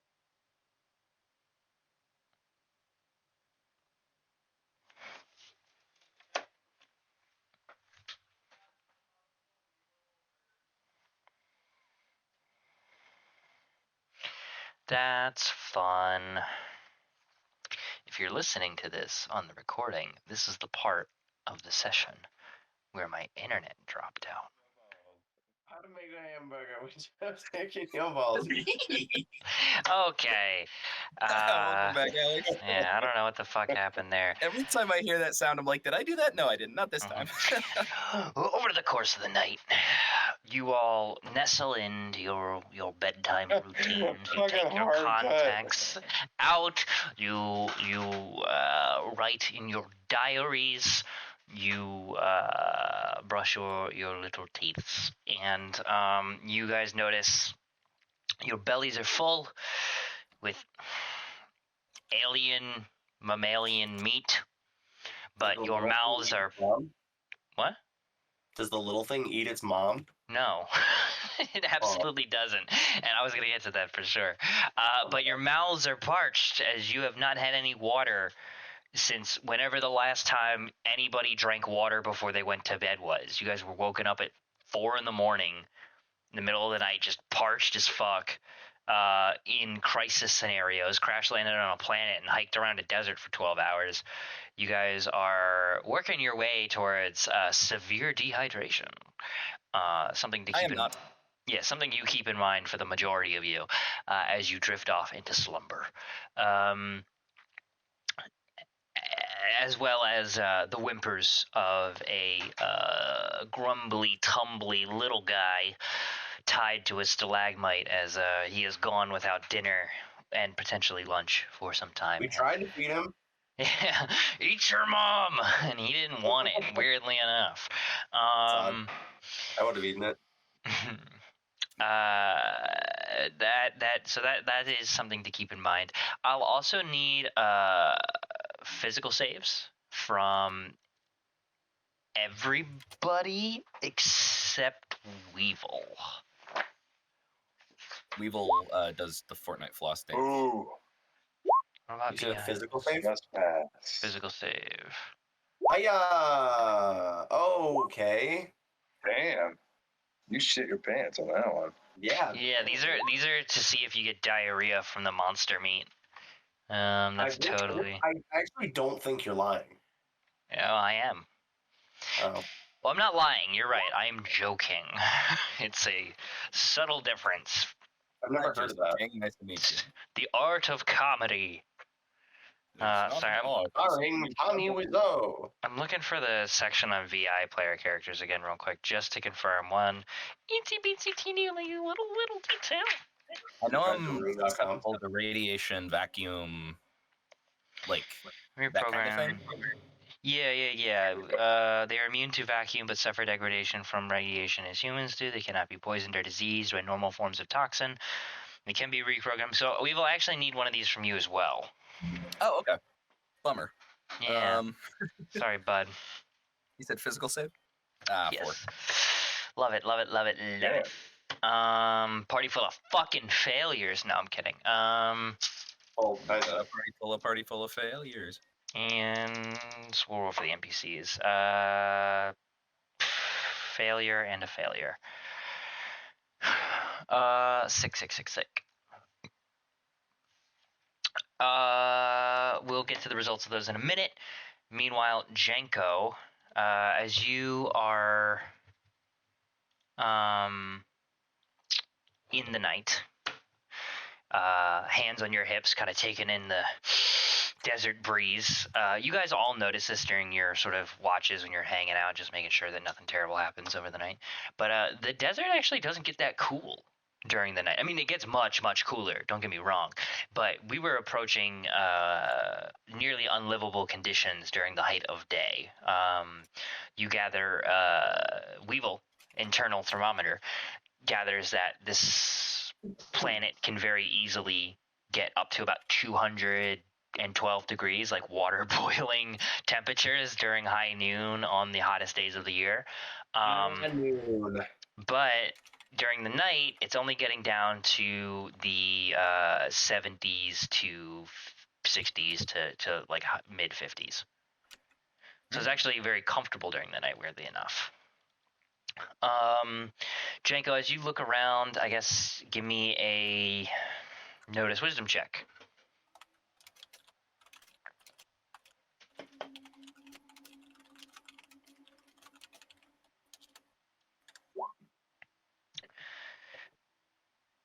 There is a significant amount of sand being kicked up during the night. The winds during the night seem to be much more prevalent than during the day, and it is severely limiting visibility. Perhaps one of the unfortunate side effects of this planet. Much more traversable during the night, save for the fact that you can't see much, both because it's night and there's a bunch of shit in the air, but the sun's not beating down on you, so it is a very much pick your poison game. With the two, unfortunately, you don't notice anything out of the ordinary. Not a lot moving around, no beasties or peoples crawling up your mountain to accost you, and no changes on the scenes beyond. In fact, you can't really even see the scenes beyond, like the wreck of the Isabella anymore. It's too far away, and visibility has been cut down too much. That's what you get with a 2. Morning comes.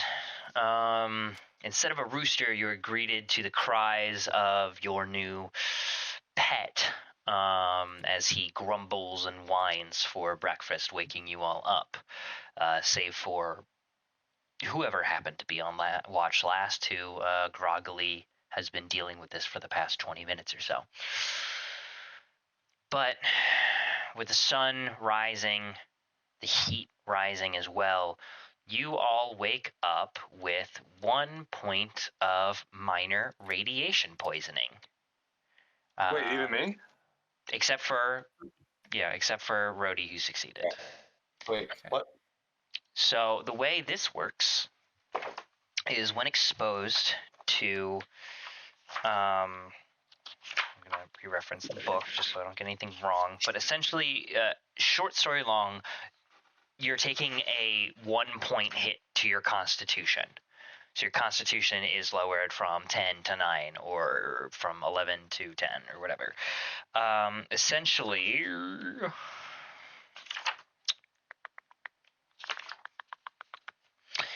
it's a slow killer in small doses and a quick one in large doses. Targets exposed to dangerous amounts of radiation. You guys will have to make physical saves at indeterminate amount of times, depending on the level of radiation.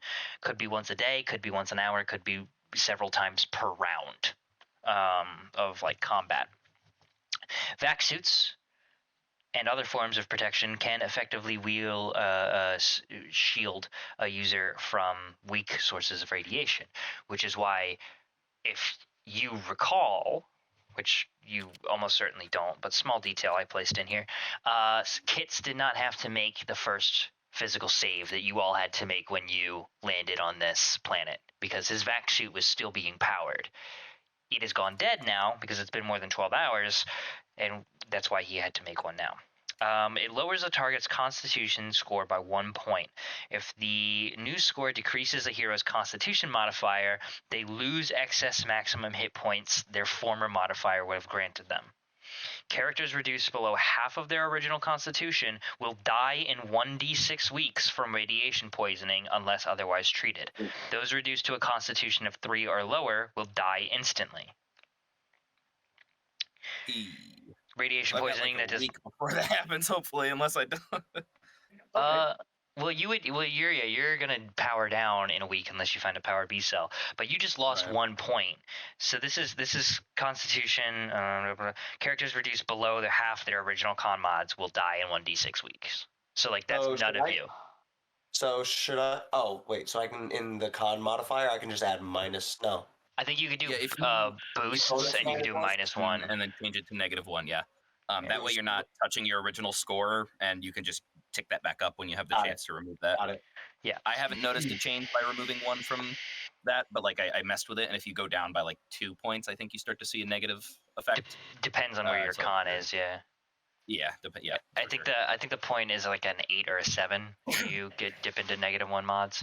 So anyway, so the points with radiation is you will have to continually have to make physical saves while you're being continually exposed to radiation, the frequency of which will vary greatly depending on how much radiation there is.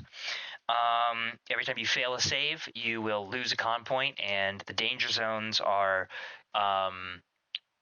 being reduced to half of your original con mod. That is when you are radiation sick and will eventually die if you do not get treated by like a hospital. You can't just get out of the radiation at that point. You are going to die unless like a doctor sees you. You meet some rat away. Yeah, and if you hit 3, you'll die instantly. Someone who has suffered fatal doses of radiation can only be saved by treatment of TL4 hospitals or a ship's sick bay, recovering the lost con at a rate of 1 point per week. Non-fatal doses can be treated by TL4 medkit and an int heal check at a difficulty 10. Each success restores 1 lost of con, and it can only be attempted once per day. So medkits, ship sick bays, hospitals. That's what you want to be on the lookout for if you hit half your mod. Sure. That's radiation in a nutshell, and you're in it. Okay, cool. So you guys all wake up feeling slightly sick. Yeah, he wakes up a little bit, and like I guess the way that his kind of sickness will show is that every few seconds his like voice gets a little. I can't simulate that with my voice mod, but like his voice like shorts out quickly. He's still perfectly understandable, and like it's like if a person was like a little motion sick and was like burping every few sentences. And like his little LED display just kind of fizzles. And he says, Judging by the look on all of your faces, I believe you are also feeling the negative effects of this planet's radiation. I believe it would be a good idea to begin searching for ways of exit from this planet. Yeah, man, I'm kind of with that. I think the weird horn beast hit me funny last night. No. I don't know. I feel fine. Rudy ate like half of the carcass of one of them, and he's like fucking like a dick ready to pop, and he's like, I feel great, man. Sarah pipes up and says, yeah, I think we're dealing with something a little more universally rough than food poisoning. She looks, her and Kit's both look similarly to the rest of you guys. Not sick, but like, you guys are not feeling 100%. You guys are just feeling off today. Right. Like you're waking up with like a Perhaps like a mild really hangover. bad sunburn, kind of. Yeah. Yeah. And Kits is like, oh God, I didn't pick up on it at first, but does anybody have any A cells they could lend me? My vac suit's all out. Anybody? Yeah, I have 8. I'll give him 1. Oh, thank you. Yeah, fucking 8. Jesus. And you see he reaches around and with a sort of a little jet stream of air ejects his empty A cell, and he's actually gonna hand it to you. So he hands you an empty A cell, so you have a drained one. And takes yours and slots it into his thing, and you see the vac suit kind of indicator lights up a little bit to let him know it's powered. He's like, oh, thank God. Oh, I can feel it. Oh, working already. Dude, do you like need that thing? You're gonna die otherwise. What? No, you idiot. No, I'm sorry. I didn't mean that. he gestures down to the vac suit, and he is essentially a vac suit is an astronaut's outfit. It's an astronaut suit. It is cumbersome, and it grants like -2 to a lot of ability checks and attack rolls because it is hard to walk around in. But it prevent if you all were suddenly teleported into the vacuum of space, Weevil and Kits would be the only one to survive because Kits is wearing a spaceman's outfit. It protects you from radiation, like mildly. The vacuum of space provides oxygen and does a number of things to assist you in your interstellar and particularly spacebound travels. But it requires an A cell every 12 hours. So he's going to start eating through those in enough time. And then we'll start eating through him eventually, provided he's not too sick from radiation. But yeah, so he thinks Rhodey, because I owe you one. Well, I mean, I owe everybody one, but I owe you one extra. Rudy shoots him a thumbs up. It's, it's fine. Okay. Sarah pipes up and says, well, maybe before it gets too hot out, we can figure out a place to go. Where are we heading? Which plume of smoke? Which potential pack of raiders have we decided on? Is fine. My vote is for the wreckage of the Isabella. I believe we may find things of use, such as a transponder, or perhaps rations and vac suits of our own. Agreed. And maybe supplies That there. should be our next stop. Yeah, also, I'm kind of curious if we could maybe locate the black box and see if we can discern anything about the wreck. Like maybe, was it just debris or like what the fuck happened? Yeah, like, was it something malicious? Yeah, as you say that, Jenko, I mean, you know that it wasn't debris. There's no way. Like, ships of this size... Yeah, I don't buy it. They're not, like, a stray ash. They have detection software. They have, nullifiers against this kind of thing, like gravitational projectors that can kind of push away asteroids. The crews and the structure of the people working on the ship are that somebody's always keeping watch. So it's like, oh, we were just hit by a straight asteroid, and we're going, no, there's no way. Something different happened. I'm good enough at my job to be pretty sus about this. Yeah, as you should be. I don't know. I'm very curious. I would love to go to the Isabella and check shit out. With my gun drawn, looking for cannibals.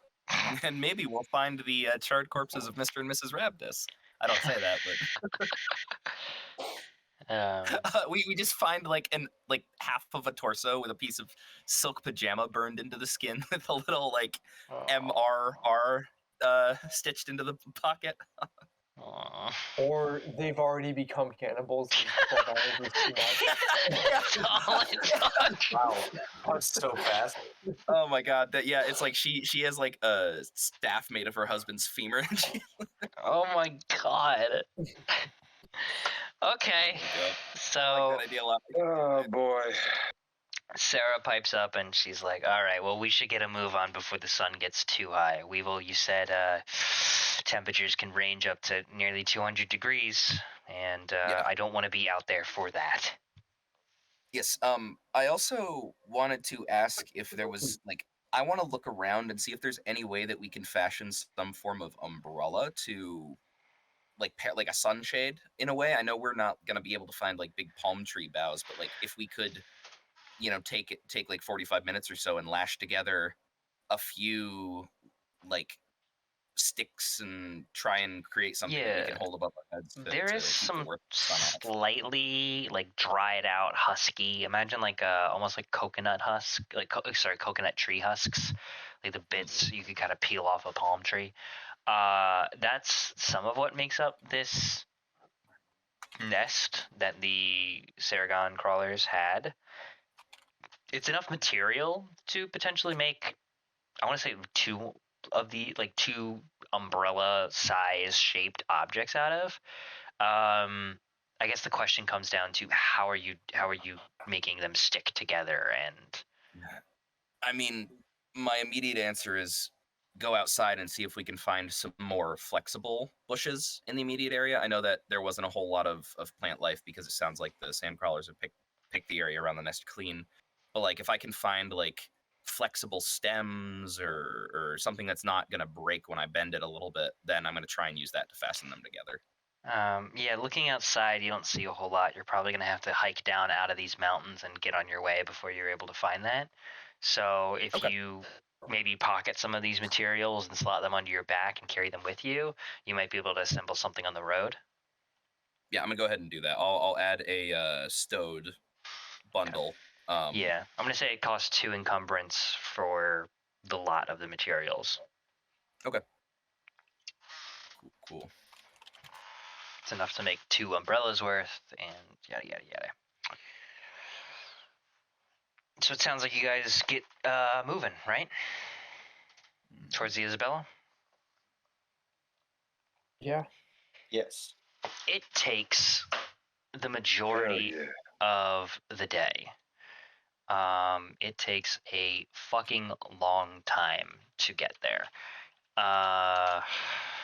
You are walking and walking and walking, and this plumage of smoke now died down slightly.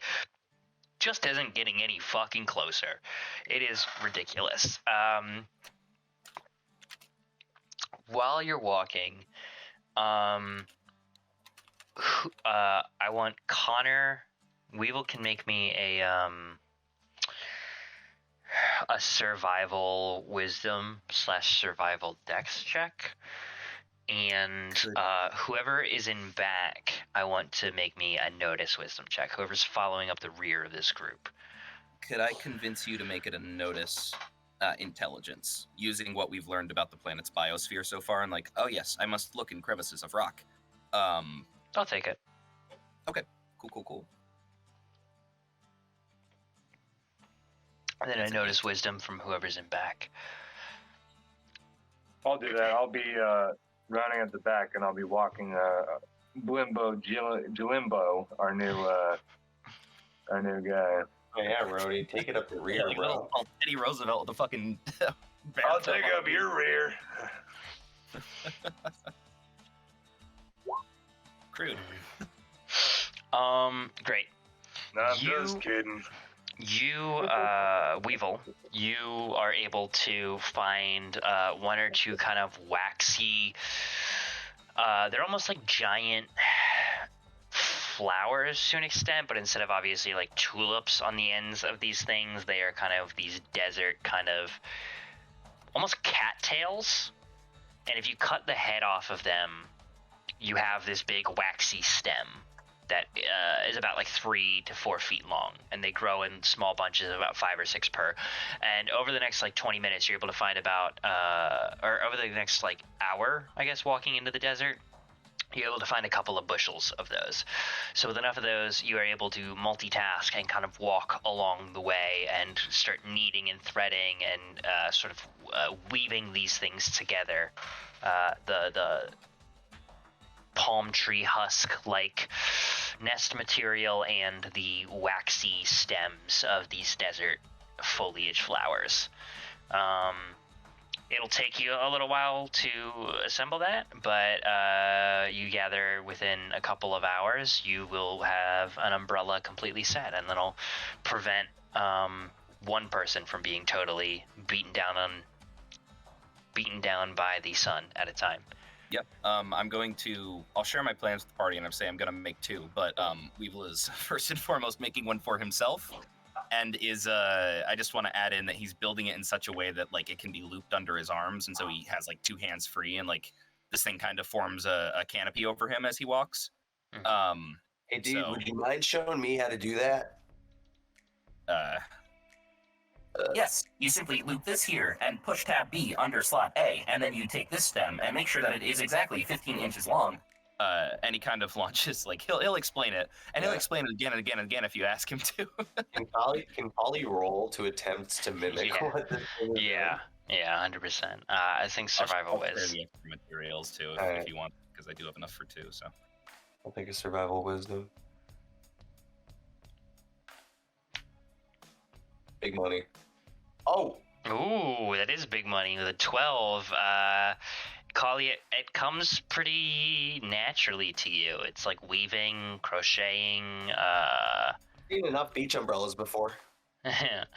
and you're able to, alongside Kali or alongside Weevil, assemble the second one. So instead of being done in 4 hours, it'll be done in 2. Sick. While that's happening, Rhodey, something clocks your attention to the east, back towards. Are you guys heading straight to the Isabella? Or are you heading back to your escape pod? Actually, Is there any overlap? Is it on the way or is it out of the way? it's out of the way. So you guys headed I think you're west. straight to the Isabella. Yeah, you guys landed at an interjunction between north to the Isabella, west to the mountains, and south to this campfire. And you guys headed west to the mountains, and now you'll need to head northeast to get to the Isabella. And you could head straight east and then north, but it's shortest distance is a line kind of deal instead of a. We'll say if we go to the pod, there's a good chance somebody might have picked up the signal and gone there already. But if we're going to the Isabella, there could also be people there who just saw the crash. Just be cautious approaching whatever we approach.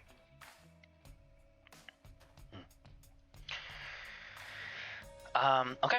So with that, it sounds like party consensus was the Isabella from the other members. So, Rhodey, you clock this to your east, back the way you guys essentially came.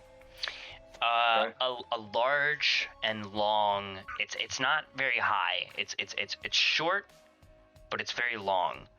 A dust cloud is being kicked up, and it looks like it's heading south to north towards the vague general direction of your escape pod. It looks like it's just kind of heading north, and it's to your east. You can't tell if it lines up with your escape pod, and like, oh, this is a dust cloud, but it's everything is in that direction.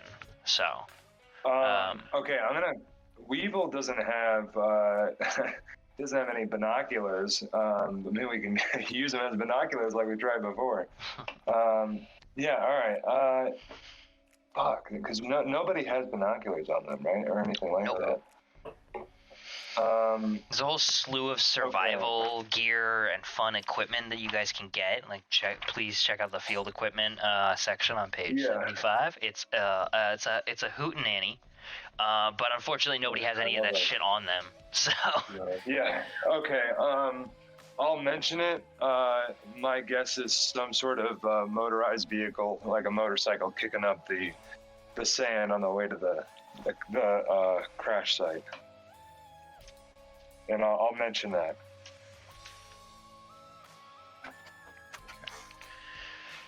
That's it. Can't do much about it for right now.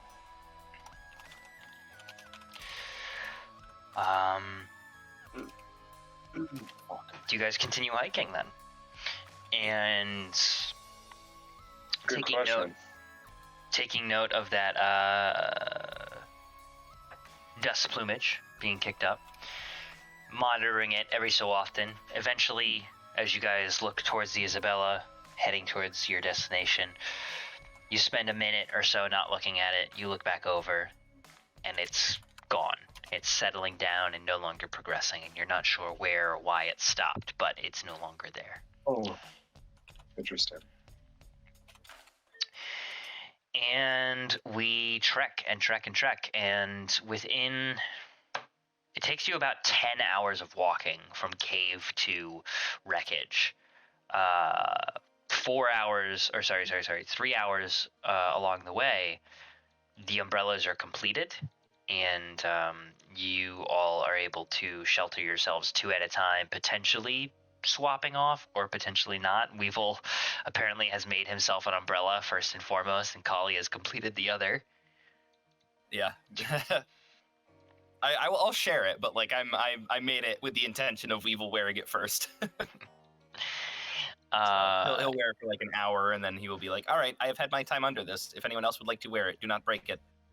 While I'm walking, can I try and maybe pick up some of the desert foliage that we found in the stomach of the sandcrawler? Yeah, give me a quick survival whiz check as well. As Weevil's hunting for the majority of the day to survive my whiz. Boom. Yeah, you're able enough to between like the cattails that Weevil is ripping off for the stems and a couple of other small desert kind of flowers and pieces of foliage, you can pick enough for like a sizable salad. Oh, good. Assuming you just when we feed get that to to our, yeah, I'll do that while we're going. I'll feed it to him.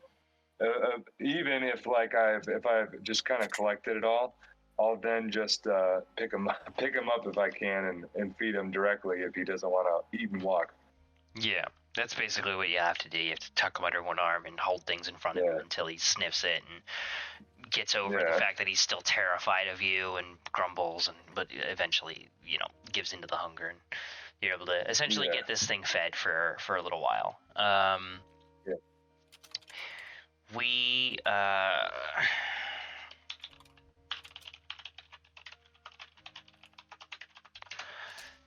get to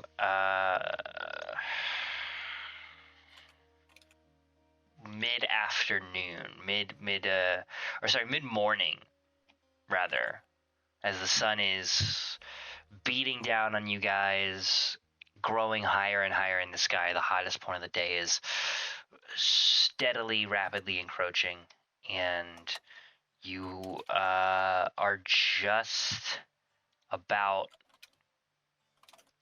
fed up with this heat, coated in your own sweats, when you finally reach the wreckage of the Isabella, this towering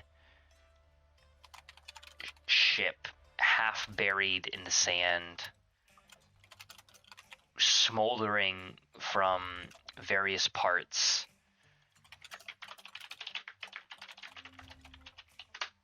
and cracked, destroyed in others. You have this behemoth in front of you, but also a spot of shelter, potentially from within its metal confines. As we get closer, Weevil is going to be keeping an eye out for signs of disturbance. Like, yesterday, in-game, Collie heard some kind of engine revving. Rhodey saw that big plume of dust being kicked up, and so I'm looking for tire tracks and footprints of any kind, either leading into or away that we might see as we're walking along the length of this thing. So I'm keeping an eye out for that. Sure. Give me a notice wisdom check. Yeah, baby. This may be really difficult, but could I, based upon the orientation of the Isabella, get any sense of where my and Candy's room was? Not immediately. This thing is massive. It's like about a 6th floor ship, and it's more long than it is tall. But it's somewhere in there. I would love to look out for signs that other people have already been here.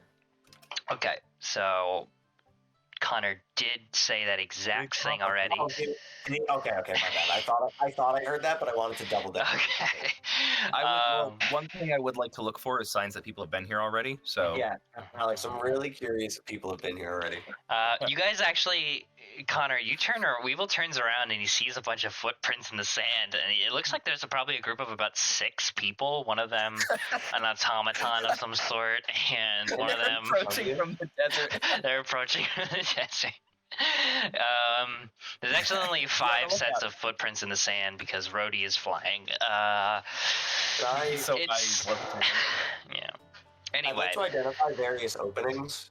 Can I do that, like ways inside? Yeah. So, Connor, Weevil, looking around, you don't see any immediate signs of disturbance. It looks like this thing has crashed into the planet at 1,000,000 miles per hour, lodged itself deep underground in the sand, broken apart. Different pieces kind of broke apart as well on re-entry, and there are, like you can kind of see in this picture here, for example, is like you have one large main section that is jutting out of the ground, half buried in the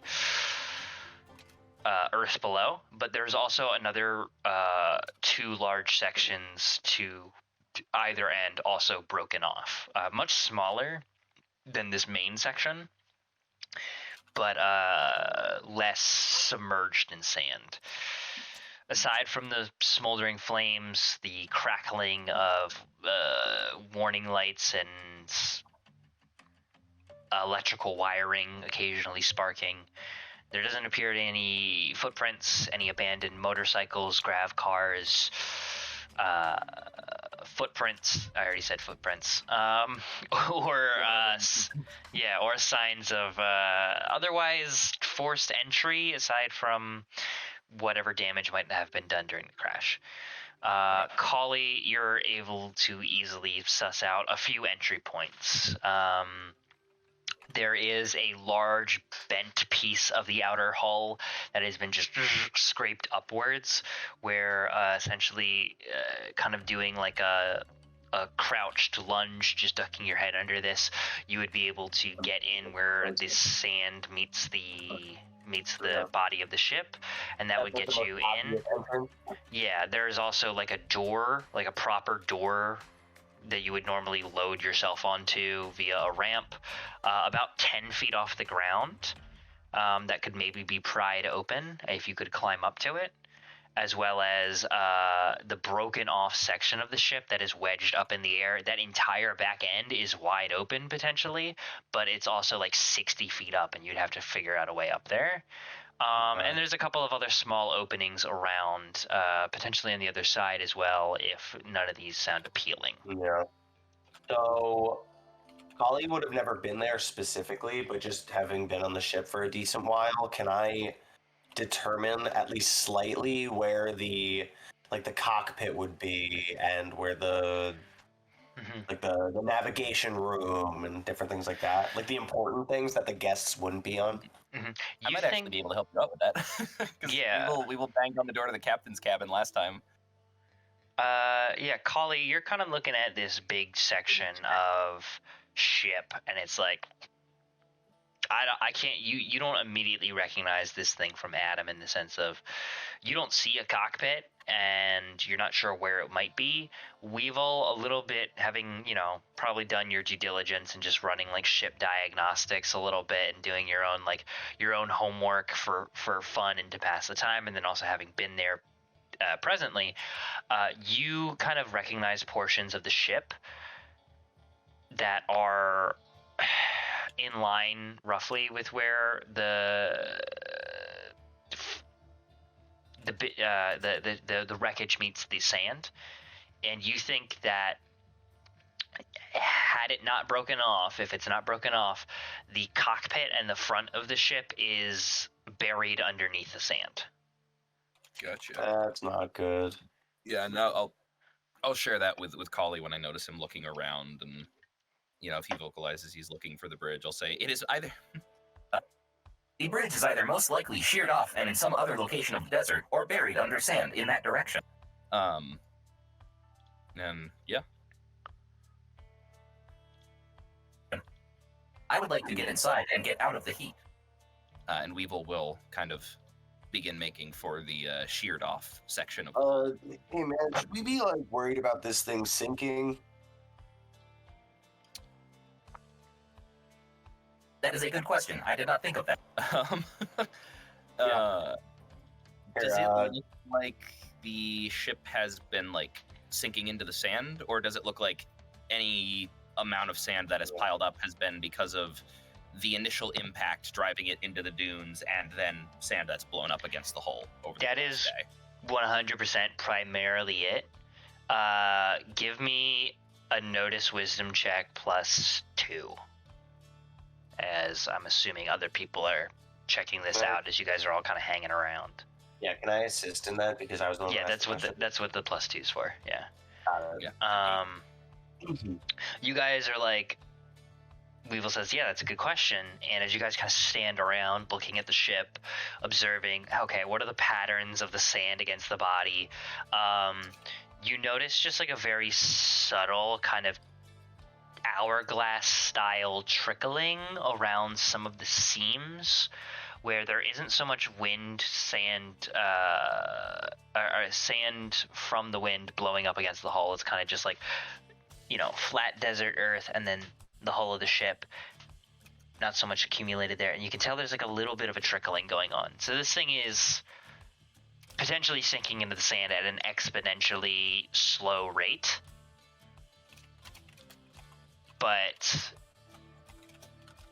how fast, who's to say? More than 10 minutes, less than 3 years. Yeah, more than 10 minutes, less than a year. That's your time frame. Okay, so I believe it would be safe for us to enter as long as we exercise caution. I do not believe we are at risk of falling into the earth at a moment's notice. Yeah, I guess we might feel it. Feel it. Kits pipes up and goes, oh, I hate exercise. And he's just like panting like a dog.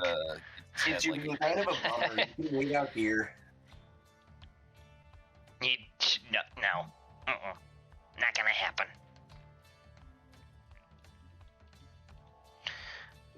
And do you guys head inside then? Is that the plan? Yeah. Assuming sure, you guys yeah. are taking the ground level peeled back hull frame to enter through the walls.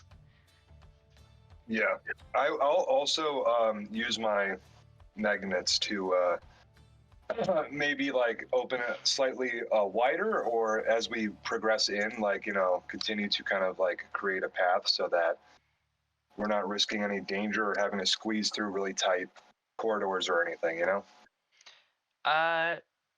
Okay. I mean, that'll help you to get in. You're able to peel back a section of the hull, but like, just to be clear, it's like an effort per object you're manipulating. So if there's like multiple things, you would very quickly exhaust yourself. But you're able to peel back this thing as you enter the ship and make enough room for Weevil to get in, who was gonna have some. Probably would have had to like crawl around. You guys would have had to like drag him in. You essentially blow open a small telekinetic hole in the walls to get some of the wires pushed aside of the internal wiring, some of the pipes bent, and some of the framing peeled back. Big enough hole for you guys to get in. And as you guys kind of one by one make your way in, ka-chunk landing boots on this cool metal floor, you guys determine that you are just in one of the passenger hallways. Kind of rooms are dotting this hallway on one side, portholes brimming with sand, and some of them with sunlight if you go to the left, on the other side of the hallway. The entire section of the ship that you're kind of in is at like a 15 to 25 degree angle. Everything is sloped down to the right, essentially, from the point you're entering in. So heading down essentially would get you to the front of the ship, and heading up would get you to the back of the ship. There's also obviously stairwells that you can head up and down levels of the ship itself. Yeah, but this ship has a lot of things potentially to gain, and as you kind of take your surroundings in, looking down this hallway, you recognize you're entering the point about Kali where your room was, as you see just the very faint remnants of moisture kind of slicked to some of the surfaces from your flooded hallway that you originally escaped from. You see as well a couple of crackling sparks in exposed wiring in the ceiling, and the occasional fizzle of like an emergency light trying to work and just not having the energy to. So systems within this ship are presumably primarily offline, but not entirely, which might cause some issues given the collapsed state of it. However, the hallway you're in is safe for the time being. What is the goal? Where is the first destination the group would like to head? I would like to head to the cargo bay and see if we may procure some supplies that may aid our immediate survival. Because you said the ship was simultaneously a passenger ship and a cargo ship, right? Because I assume there's not too many interstellar vessels that have set paths of like, oh, I'm going to go from system A to system B. So Yeah. they probably maximize. Yeah, it's a giant ship, and they have a lot of. It's kind of like, I mean, it's like the Titanic in a way, where like oh yeah, I'm going on the Titanic order, and there was just like somebody's fucking Volkswagen in the cargo bay of the Titanic, and some poor people fucked in it. Ugh. But anyway, yeah, they have storage here for like all sorts of stuff. Cool. Yeah, that's Weevil's vote. I believe we should head to the storage bay and see if there's anything of use. I mean, Rhodey- let's head there. Yeah, Rhodey we're will in just- the passenger position right now, so maybe let's loot the passenger area first, and then make our way down. Loot. Rhodey is gonna agree with like Weevil. That's a fine idea, but he has something that he needs to go do, and he's happy to go do that by himself. So he will fuck off and try and figure out, like, try and find the room that he and Candy were staying in order to, get to Candy's stuff. You got to go find his Reiki ropes. I actually have something that you guys will probably really appreciate when I tell you what it is, but I don't want to spoil it. He needs to go get those cucumber slices from session 1. No, You gotta go get the limited edition Candy Sweet Star Funko Pop he had in his luggage. Dude, I swear to God, it's a fucking jar of mayonnaise. We're bringing it back. Sarah pipes up and she goes. I wouldn't mind hitting up the armory of the ship if we have the time as well. There could be some useful tools in the event that, and she kind of looks over at Janko, who keeps mentioning cannibals, in the event that we discover some cannibals.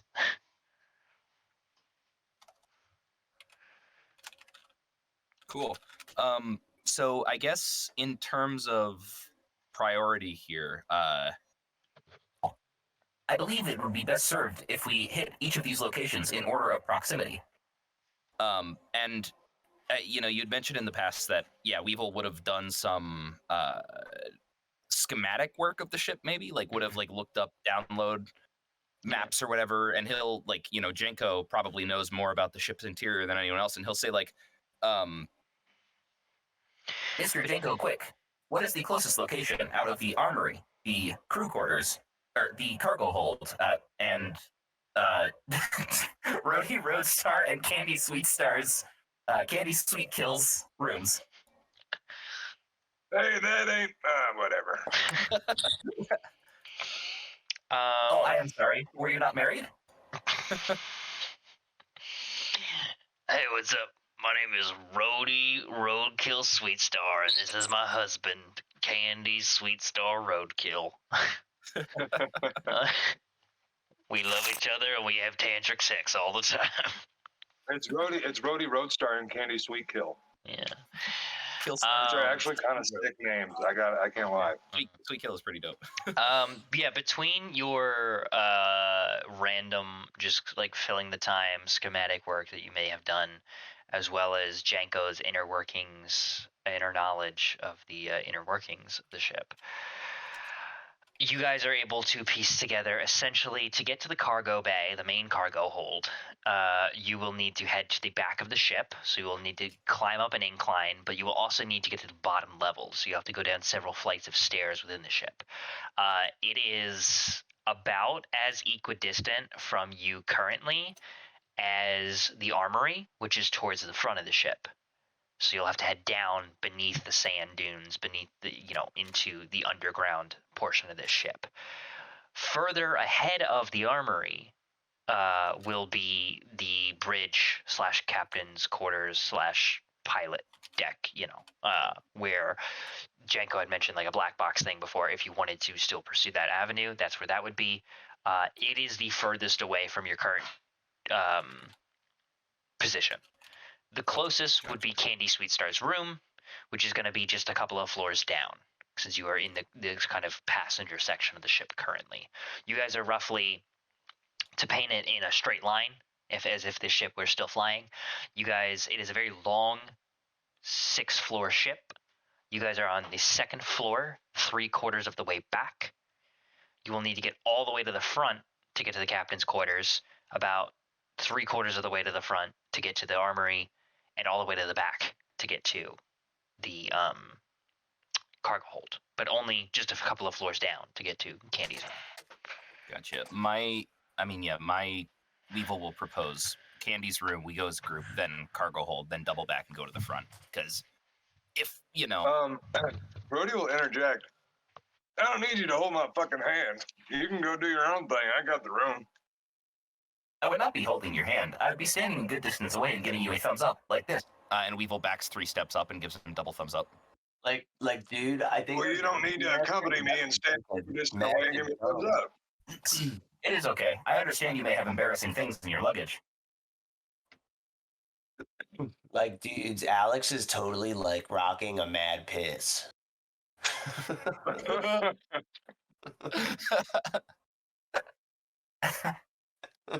don't know what that means, but I love it. You know what, Golly? You can come along. All the rest of you fuck off, though. You know what, Collie? Why don't you come over here and give me a kiss? I don't know, it was one of those campaigns. Alex, what page of the book is that on? Roll to smooch. Page 69, obviously. Oh. Can I roll to hear your fat fucking piss that you just took? No. Yeah, it sounded like you were frying chicken in there. I turned my microphone off. That's pretty cool. Yeah, it was picked up on Nick's. Goddamn, dude. How long have you been holding that? I heard the windows rattling, Alex. You can hide that. I knocked the ceiling panel off, and now there's a big hole in our bathroom. I could blame it on me, but Alex took such a strong dump that it reverberated and knocked off our ceiling panel. Cracked the porcelain. We were joking when you were taking your during session shit, Nick, that like, where is Nick back? Did he fall in? Oh no, guys, I just went to the bathroom and his legs are suspended from the ceiling. He's stuck in the hole. He's trying to climb up there. Anyway, I got curious. So Sarah looks at Rhodey and she looks at the rest of you guys. So are we going to the cargo bay and letting the old man do his thing, or what's the move here? I don't want to be in this thing too long. I get claustrophobic. Yeah. Eventually, yes, but I think we should be totally safe run to the armory first, even though it's farther away. And then if we're properly outfitted, we can spend as long as we need here, like snooping around safely with weapons. That's fair. I mean, Mr. Jingo Quick brings up a good point. If the ship is sinking, however slowly, it may be wise to go to the area underground first, as it may be inaccessible later. That's a pretty Weevil good stating point, the dude. obvious. I say we get weapons, and then we move towards the bridge before it's underground, and then move back towards the back and get all the cargo and shit. Weapons Yeah, I'm on that we board have. with that. The ship can't be like crazy huge. I'm sure it's not 3 miles long. You know. It's gonna take like an hour or so, like probably. Oh yeah, more. I imagine, especially considering things may be inaccessible. I think we got time. I'm not worried about the sand sinking just yet. Maybe I'm wrong, but still, to be safe, I say armory, bridge, And then double back. passengers, and cargo. Yeah. All right, okay, well, you all have fun, and Rhodey's just gonna walk off towards the room. Have fun with the cannibals. I hope you do not get turned into a red paste like your boss. Goodbye. And Weevil will turn and start heading off with the others towards the bridge if Brody wants to break off. Wait, like, bro, I don't think we should split up. We don't really know what's in here. I Sarah's know like, 6 things that are in here. So while everybody's arguing, Jenko's gonna try to find the nearest not working toilet and just use it, and just pretend. Are we gonna do this now? Like, is this like the campaign where everyone has to constantly use the bathroom? Yeah. Yeah, Jenko sure enough slips off into a nearby public restroom at the end of the hall and takes, I guess, a dump / urination sesh Rhodey into a overcome with non-working thirst, toilet. dives to drink his piss. Yeah, Jenko, your piss is the yellowest you've ever seen it before. You are so dehydrated. Actually, can I propose a Palgan digestive thing? I like the idea that they're strictly carnivores and they hack up like pellets of bones and hair like owls instead. So Jenko disappears in the bathroom and you hear and like he comes out wiping his mouth. He's an omnivore. I'm just making that up now, but That's all right. Wait, what'd you say? He's an omnivore. He eats meat and veggies and fruit and everything. So You're just Small gonna say rodent. he eats. I like the idea that he does vomit out his excrement instead of taking poops, but then he pees like a normal man. also real talk. Does he not have a where's the butthole? kitchen? What is it? purely for mating displays. Where's the kitchen located in the ship? I feel like we should raid that before we leave. Rations. Yes, So there. you disappear into the bathroom and you come out like, I'm hungry. Well, I just shout all that out.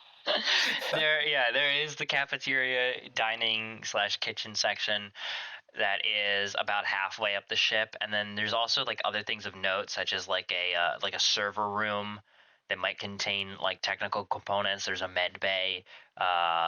There are a variety of other things that we haven't discussed on this ship. I mean, you think of it, it's probably here. Yeah. Yeah, we will express interest in the med bay too. Like, we've got a lot of different places to hit, and it might be the best idea to like. I mean, Rhodey can do whatever he wants if he wants to do his own thing, but like, I think it probably is a good idea to head towards the front. Just pick a direction and say, let's go that first. You know. Yeah, where are you guys going? Because Rhodey will. I thought that you guys had decided, but I'll wait for you to decide where you're going so he can meet you there. I thought we were going to the underbelly first. What might Yeah. sink first? The armory towards the front, and then the bridge seems to be the general consensus. Okay, then I will meet you So guys at the essentially- armory. Shoot straight towards the front of the ship.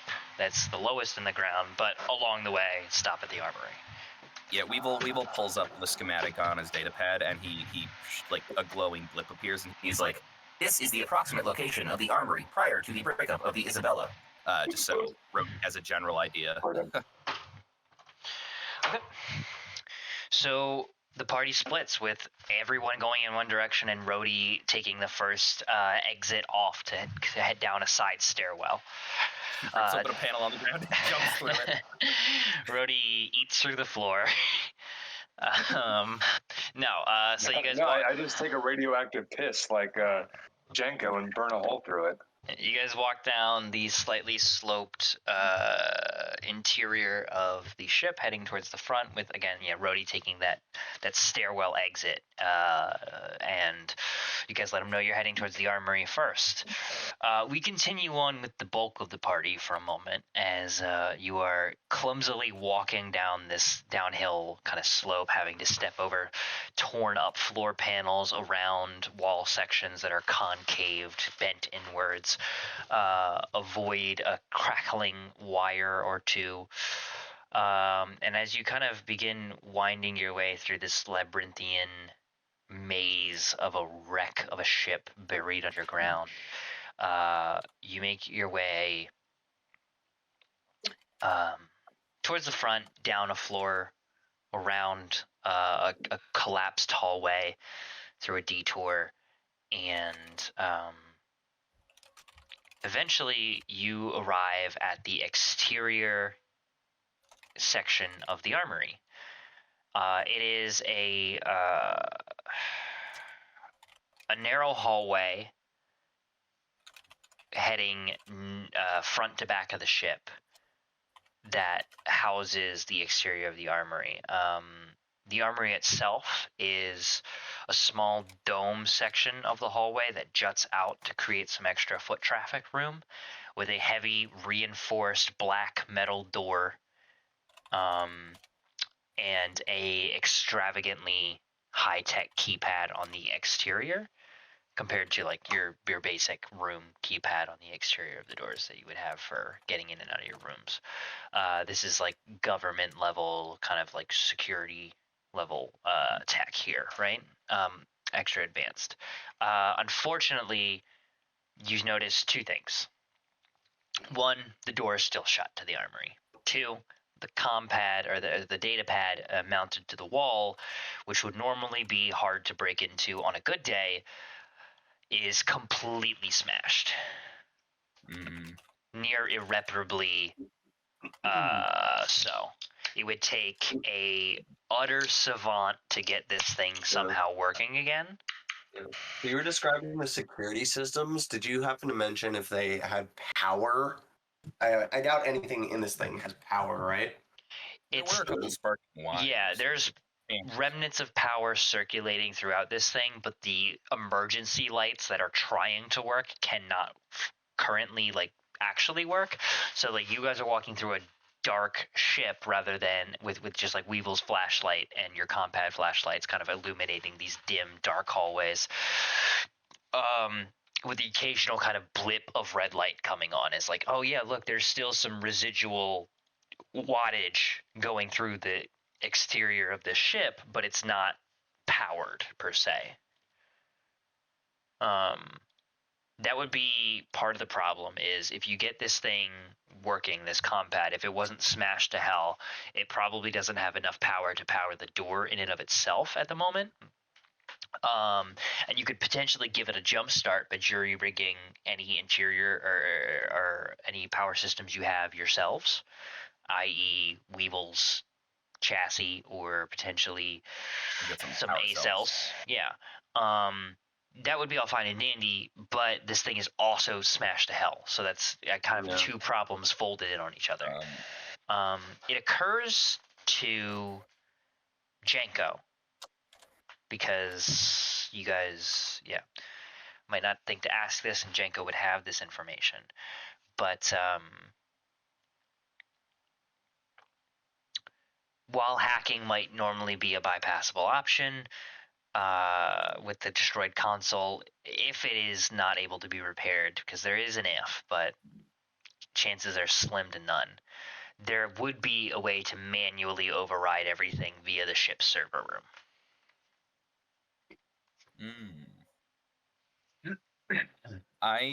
If we want full access, it might be worth checking out the server room if these doors don't budge.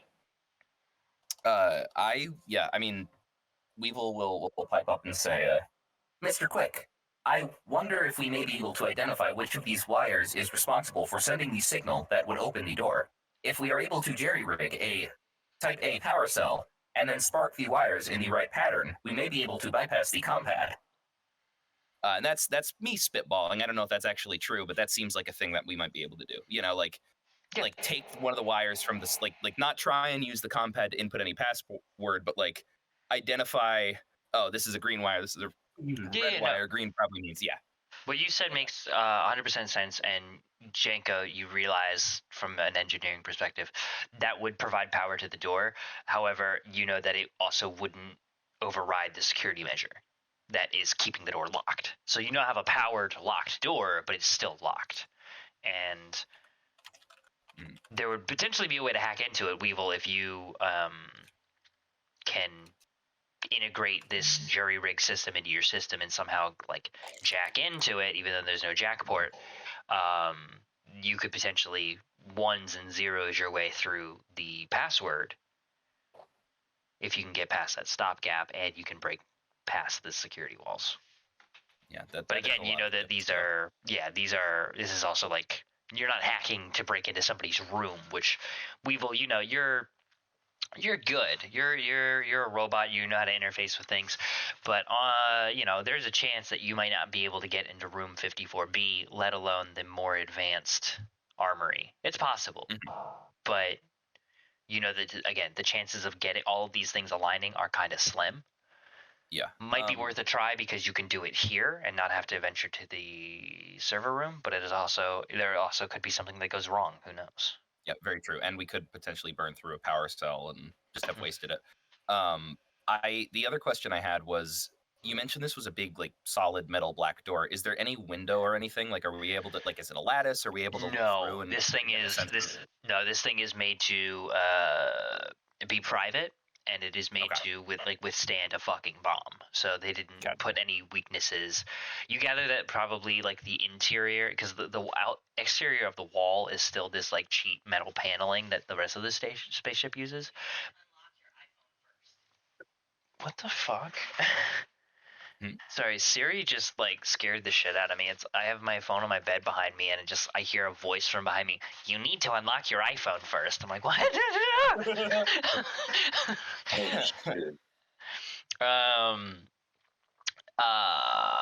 Yeah. Anyway, the interior of the security room is probably made of this similar extra reinforced black metal. So this thing is like a fucking brick. It's a black cube. Gotcha. So, like, so one there's way like in. not even a chance we could go back out and try and blast in through the side somehow. Yeah, not with your current. Maybe if you had something that was inside of the armory, Yeah, you exactly. could use it to break into the armory. But with your laser pistols and telekinetic rifles, Yeah. no. This thing Okay, is yeah.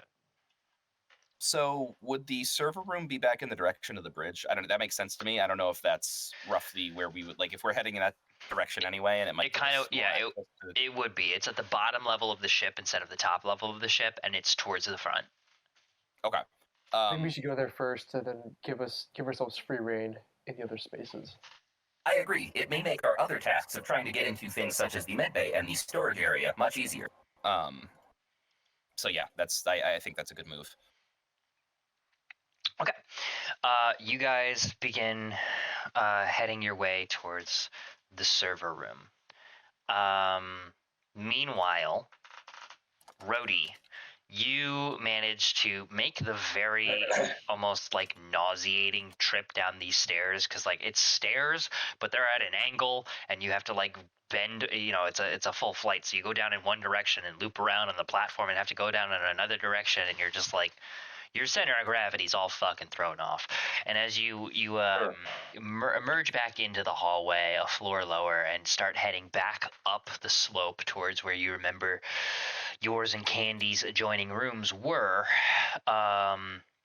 you run into a snag as you round a corner, round a bend. You walk through like the open, segmented hallway section, where a door would normally close but has been forced open. And you see that there has apparently been additional water damage, as there's a small trickle of water that you begin seeing kind of down the center of the hallway. And then as you continue up towards Candy's room and down this hallway, you see that the trickle of water gets stronger and stronger to the point where it's like a small...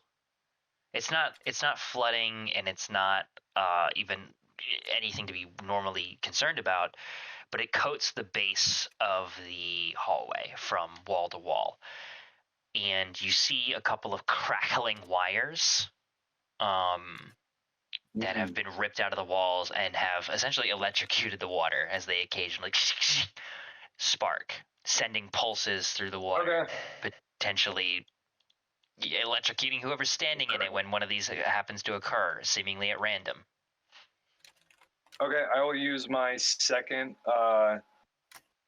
effort for this scene to yank these wires out of the wall and obviously away from the water.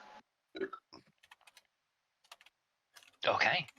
I think I'm going to need a check for that, because you are not only just like ripping the wires, but you're like essentially tearing the wires that what they're connected to. You're ripping a lot of wiring out of the ceiling. So telekinesis wisdom? Check. Yeah. I'd also take strength. Okay. 10. Yeah, there is a. You put both of your hands up. Well, you put one hand up as if to just kind of casually rip these out of the ceiling, and you realize that they get tense and they're being pulled, but it is a lot of force you need to exert. So you introduce your second hand, and there's a very strong use the force moment as you are just straining and furrowing your brow and beginning to sweat, not just from the desert heat outside, but from the effort itself. And there's creaks and groans of the walls of the ship around you as you are doing something in the ceiling up above you. You hear, again, you know, this is about 100 feet down the hallway that you are running into this problem. So you're telekinesing, using your telekinetic powers 100 feet away, and you hear all the way up through the ceiling to the point where it's directly above you, creaks and groans as the wires are being shifted around in the ceiling that far away from the actual breakage. And you, after about a full minute of just straining and trying to yank these things down, they finally give way, and you hear kind of like an elastic as these things are just being ripped down out of the ceiling. The circuitry broken, the rubber coating kind of lashing around wildly in the ceiling as it comes crumbling down and just coils into the puddle below. And after like a good 5 minutes, or not 5 minutes, but after a good like minute of standing there making sure that like, hey, is everything good? No more electrical pulses are happening, and you feel safe about walking up the hallway through the water. Right. Okay, I will do that then. I will walk up, and I'll also look for the source specifically of where this water is emanating from. Presumably some sink or something, right? Yeah. You walk up past where the wires were, and about 20 feet beyond that, there is a bathroom, and you just hear the sound of running water. And as you kind of walk into this pitch black bathroom and shine your flashlight around, you see there's somebody, like there's just a sink full blast on. Gotcha. All right, I mean, I know that I don't need to, but it would make sense in the moment for the character. Rhodey will stick his hands under the faucet, gather some water in his hands, and drink it. Mm-hmm. Well, you do Just need to, you know. You're thirsty, man. Yeah, of course I need to, but I mean that there's other sinks, there's a kitchen, there's all this other potential places to find food and water, you know? No, this is like, you haven't had water in almost 24 hours. Yeah, exactly. No, in over 24 hours. Yeah, you fucking take your fill of some water real quick. Before, I guess, probably you shut the sink off, or do you leave it running? I'll shut it off. I mean, there's only so much water that's going to be stored in the ship, so who knows? Maybe I want to take a bubble bath. Yeah. And as you emerge back from the bathroom, give me a notice wisdom check as you re-enter the hallway and shine your light around. Notice my whiz. Boom. Okay. Oof, not great. You look across the hallway and you see a room number 109-A, and you remember that your room was not too far off from that. You probably just have about like a dozen more rooms or so to go before you're at yours and Candy's room. So you continue the trek up the slope. Cool. We cut back to the rest of the party, who has now arrived at the outskirts of the server room. You have had to trek through another couple of corridors and down 3 more flights of stairs. Things are getting progressively steeper, it seems like, in the slope of the hallways in the ship as you head further towards the bridge in the front, but not ridiculously so. The stairwells were difficult to manage, and you had to really kind of brace yourselves and hand over fist kind of climb around in the stairwells rather than just like walk at a goofy angle like you have been down the hallways. You've had to take 1 or 2 detours due to collapsed hallways, essentially, structural integrity problems. And eventually you reach this bottom kind of,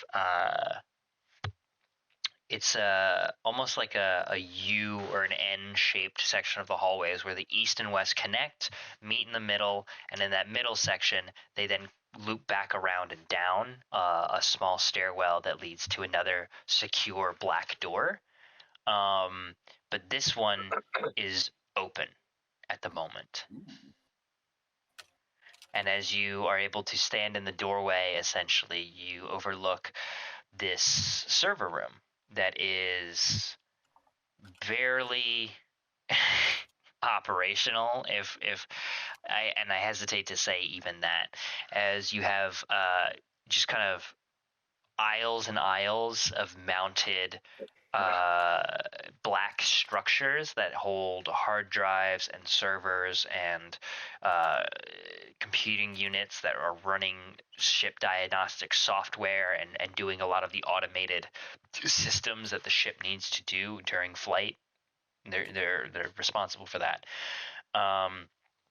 Culminating in one master kind of computer all the way at the end, straight ahead. It's about a 60-foot wide room with 3 of these black units, like these black shelving units, 3 wide and 2 deep. So you have 6 total. So that makes for 1, 2, 3, 4 kind of columns and 1, 2, 3, 4 rows essentially. With the master computer across the way. Things are in disrepair. A lot of these are flashing red lights. Hey, check on me. I'm broken. Hey, something's not right. I can't get the toilets on level 4 to work, is essentially what one of these computers is probably saying. And the other one's like, sensors read that everything's currently on fire. They are obviously in a total state of disrepair. A minimal level of power is still going to this room. To the point where it's glowing red, actually, unlike the rest of this pitch black ship. Yeah, I guess on floor 4 must be fucking pissed without those toilets. You also know that in the light flash green as Rhodey turns off the faucet, and it's like level 4 toilet is operational. Yeah, you know that these things are flagging minor to major difficulty problems within the ship, and half of them are probably inaccurate anyway. You know that everything's not on fire, but this server says it is. The sensors are 2 miles away because they were ejected from the ship when it crashed. Anyway, you have this kind of scene before you. What's the... Yeah, my question is, does a ship like this have some sort of like intranet that looks like it might be operational to some degree? Because like, yeah, you would have to probably check between, like tracking and mechanics, but like, I'm trying to see if there's any way I could, on the mainframe side of things, software side, reroute power, or, Yeah, if you went over to the main computer, you could potentially work with that, or if you could identify which of these server boxes was responsible for which part of the ship you need, that would be it's a simpler and more complicated solution simultaneously, because finding the right box, the right piece of interface amongst this like 8-foot tall, 8-foot wide, just brick of computing things that like this this section does all sorts of things, from toilets to fire suppression to door unlocking in this section of the ship. So finding the right section would be pretty difficult, but you'd be able to more hardwire your way in, versus using the main computer would give you more access to everything. It would probably be a little more difficult to get into.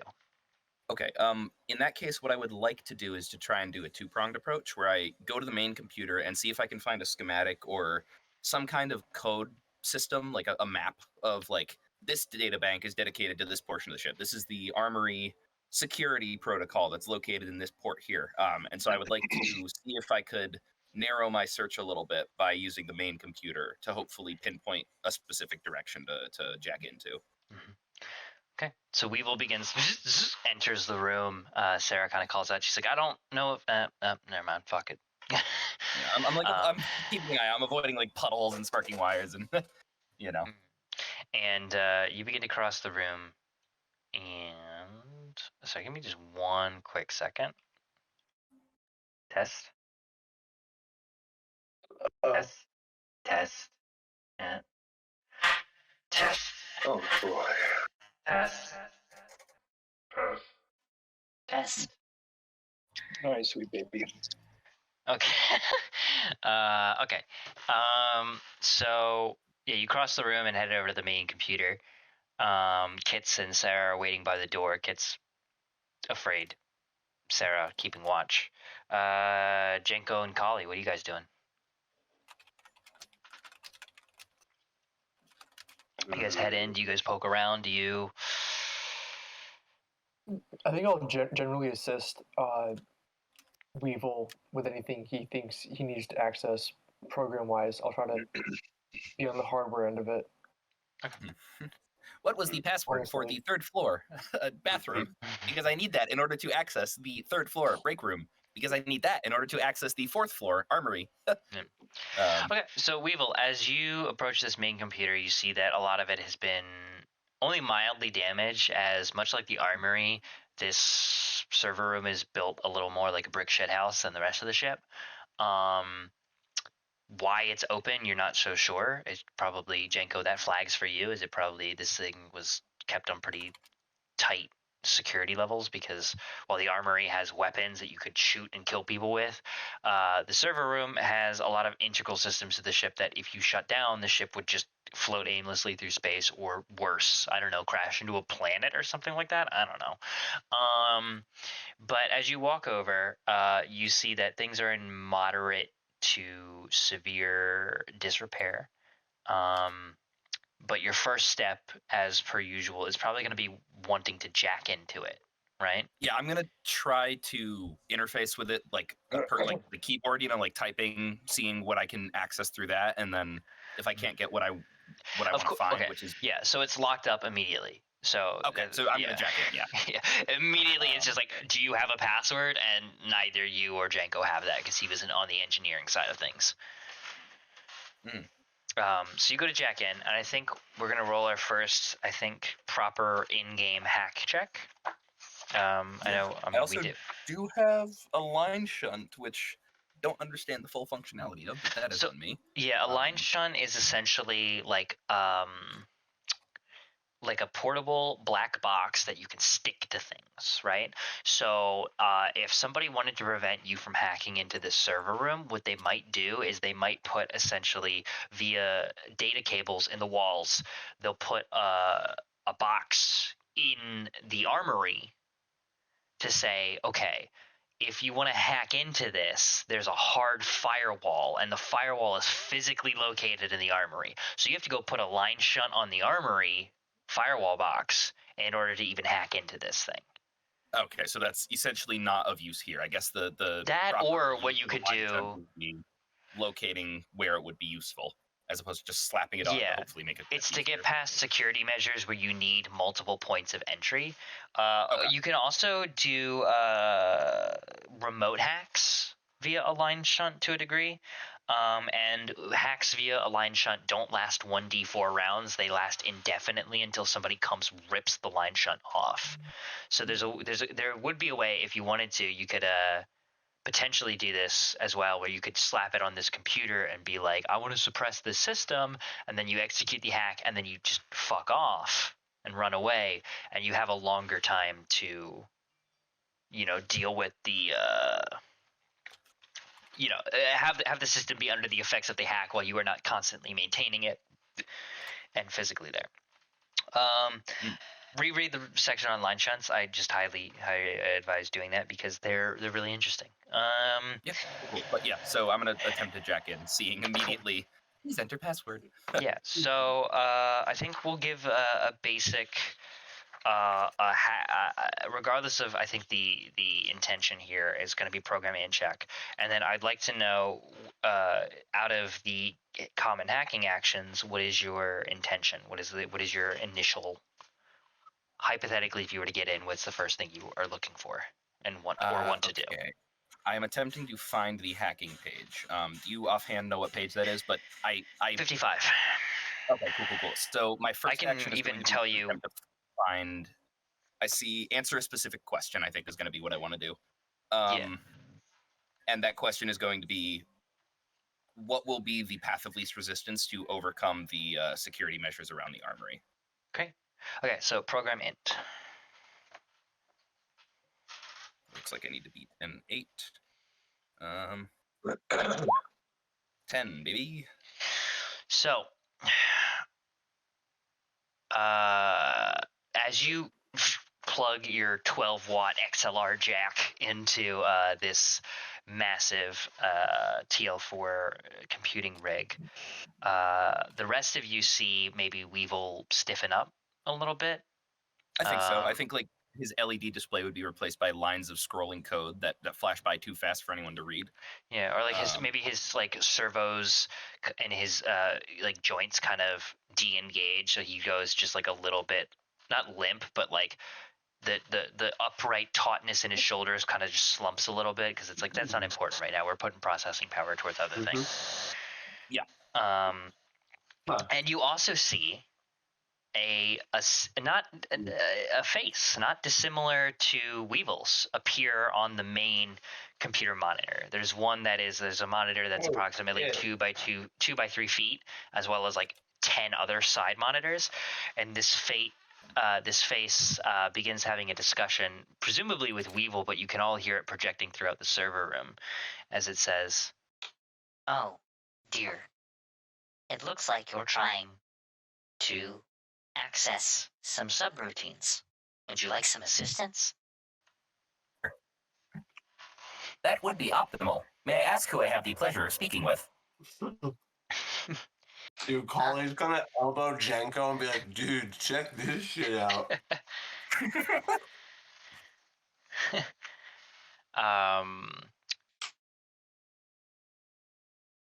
Starship Isabella's primary VI software unit designation AVA. Ava, colloquially, to the ship's denizens. I do not have your data signature registered on my list of approved. And it kind of cuts out as you kind of get the answer to your question via data you are downloading. Answer a specific question. Your question was what again? You're not talking about like who you are, the questions. Okay, the question I wanted to ask was, what is the path of least resistance to disengage the security around the armory? Like, Okay. where is the port located? You essentially download the schematics for the armory, and you get you get room dimensions, you get a holographic map of the armory's interior without its actual inventory. You get and you get the details of its security measures, right? So you understand that there is a biosignature and a password normally needed. So you need to scan your hand, as well as enter an alphanumeric password normally. You know that's not an option because you don't have the compat interface to unlock that. Otherwise, you will need to short circuit the door via massive power overload. Tough on a good day. Yeah. Much tougher considering the door's already underpowered. Otherwise, something that comes to down the data pipeline is a tertiary option might be to send these do a sort of system reboot, a wipe of the entire software of the entire ship. Just nuke the entire database of this ship to have everything completely reset, i.e., there's no password on the door anymore because this is a factory reset boat. You know what I mean? Yeah. You know that this would also entail deleting the VI, essentially, you're discussing, as well as potentially create one or two small issues other places in the ship. If there are any security measures still functioning, like fire suppression that's still going off, well, that's going to get nullified. Although the chances of fire suppression still going on are slim to none. But it would get you past any locked doors. Essentially, this would, if there's a similar issue in the bridge, this would solve your bridge problem as well. Yeah. Although that's the option 3 is like Weevil immediately nixes that one because Your fourth option, there is sorry. Sorry, I just your fourth option would be to get this VI to unlock it for you. Okay. Yeah, and that VI is the exact reason why Weevil will not consider a system reboot. He won't even posit that to the party, just because like that's essentially like shooting a person in the head to him. Because even though Ava may be doomed to die on this ship, it's like that's just not something Weevil is willing to consider at this point. So I have I think I missed your first option. First option is to conventionally open the door via a biosignature and a password. So an approved security personal handprint and a password. Second option is to short circuit the door via power overload. Potentially done remotely. Probably you need to do something like you were discussing where you plant an A cell to it and then figure out a way to surge that and overload the door. Going to be very difficult because you guys don't have a lot of power sources around unless you can repurpose some of the other ships, cargo or systems or whatever. Third option is to factory reset the entire boat. And fourth option is to somehow convince this VI that knows you're not on the approved list of personnel to grant you access to all of the guns. Right. Okay, so Weevil is going to... So I like the visual that, like, there are codes, like lines and lines of binary, scrolling past faster than anyone can possibly read on this screen. And like you'd mentioned, we see the ship's AI's face, which I would assume is a slightly different color, maybe like a green or a pinkish, compared to like Weevil's blue LED. And I like the idea that like half the screen lights up blue and half the screen lights up in the color of the ship's AI or VI.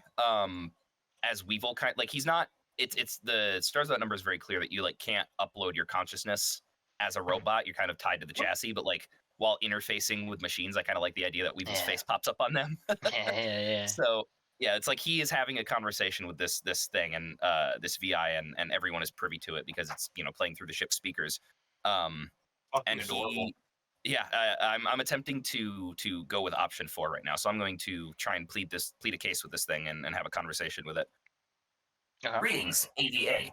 I am unit designation W3VIL, and I wanted to ask if you are aware of the external status of the Isabella. Systems diagnostics indicate 543,000 internal fires, 172 million breaches in structural integrity, a dense gravitational pull, unlikely and uncharacteristic of this section of space. It appears we are simultaneously in a black hole and also not in a black hole. Running diagnostics as to conflicting information. And you guys just see like almost like a lower third that you'll see on like the news where it's like breaking news, blah blah blah, and like the headline is like trailing across the bottoms, except it's just all just like it's just ones and zeros. This may take anywhere from 1 minute and 45 seconds to 7 years and 45 seconds. Yeah, so no matter what, 45 seconds though. yeah, you see like Weevil's the little digitized representation of Weevil's face like look down at the scrolling binary and look back up at Ava.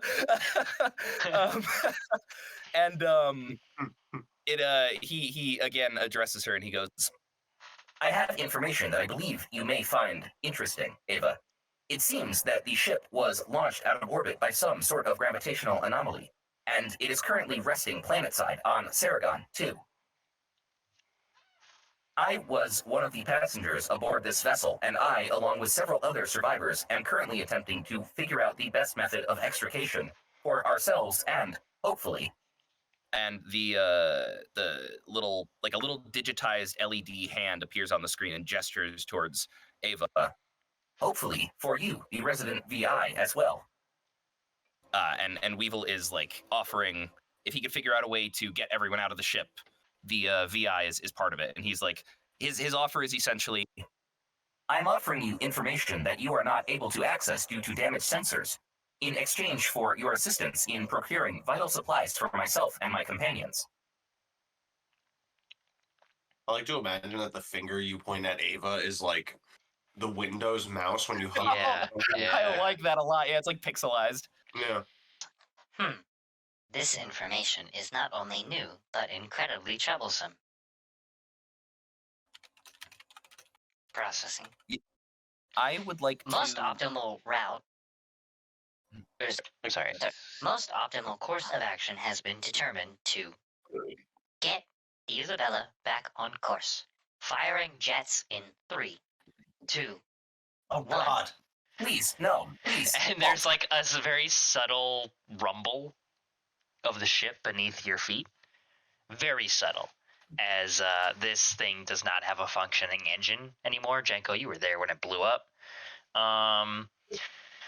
But residual power and tertiary engines, kind of like the jets that maybe like deal with like adjust the ship 2 micro degrees for docking, is like those still fire, and there's like a very shifting of the sand. It appears the engine has suffered catastrophic failure.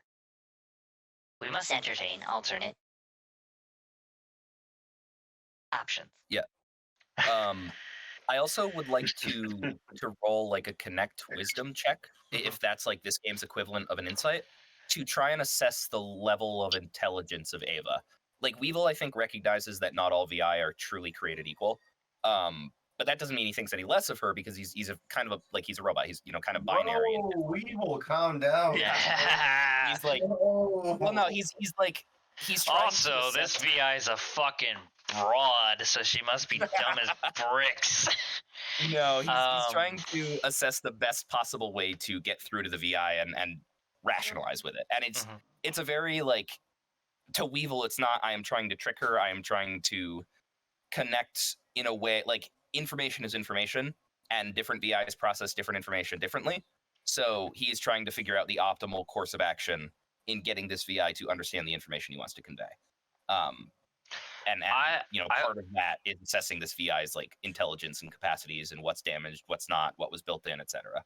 I want to lean away from giving you that answer and just having you figure it out through intuition. Right. What I will Fair say, enough, yeah. what I will say, it is apparent that she is not as advanced as you, to say the least. Yeah, and I could probably just tell that just by seeing like the code flashing by. Weevil's like, yes, Mark 4 as opposed to Mark 15. Like yeah. Like I could go into details about like, oh, you know this because of this specific code or whatever, and I'll answer those questions if you have them specifically. But I don't want to be like, oh, you know this, therefore the best way to interface with her would be this via an insight check that you rolled, because I feel like that's giving you too many pieces and taking away your creativity and just giving you an answer rather than like having you just try shit. Yeah, and that's fair. That also plays into what I want to explore with Weevil, which other people would probably ask the question of him of like, you act like you have like sentience and you can make decisions on your own, but you're coded. Like, how much of that is real? So, but she I levels think the concept after failing to launch the ship back into space for a plethora of reasons. I will take your alternate solutions into consideration. I understand you seek egress of the ship and access to various portions of the ship. However, I have a duty to protect the denizens of this ship, and thus must order a full evacuation. I must humbly request that you and your fleshy companions post-haste exit my interior.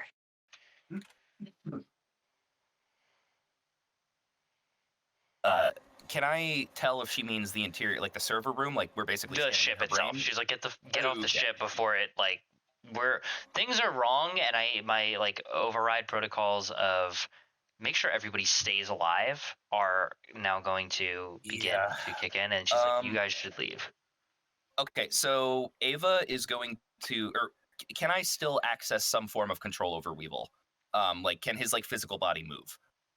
Sure. I'm not going to disconnect, but okay. So he has his wrist port jacked in, and there's a very like the image of him on the screen disappears, and then he kind of stands up straight again for a moment, and you see his body turn, and you hear a cha-ching as like the light in his chest like shutters closed like a camera, and then he turns back away. Like he takes picture of everyone standing in the doorway, and he turns back.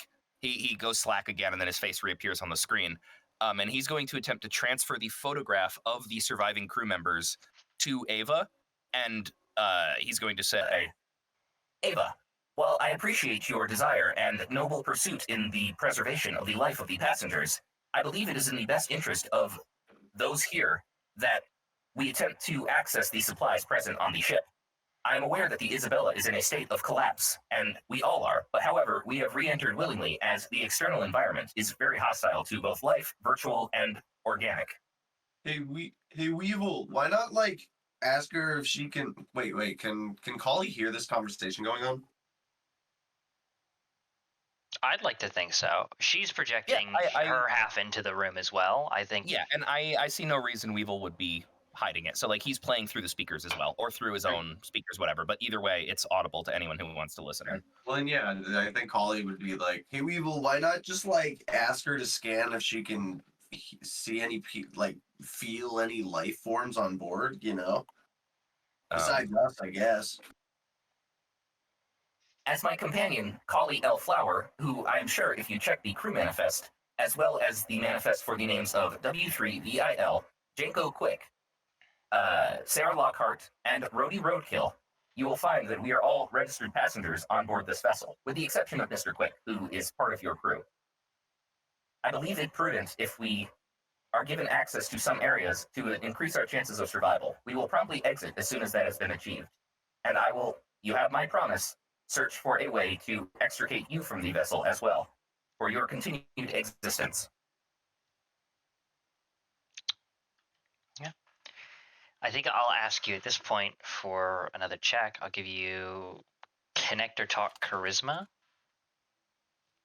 I think I'd take intelligence. I think I would combination like of to argue connect, intelligence, talk, but I'm- intelligence, or charisma. Any combination of those two and two. Yeah, and I mean I know you already said you'd give me intelligence, but I'd like to expound on that rationale because like Weevil is telling her, you know, check your crew manifest if you're the ship's VI. Certainly you have access to that information unless it was damaged.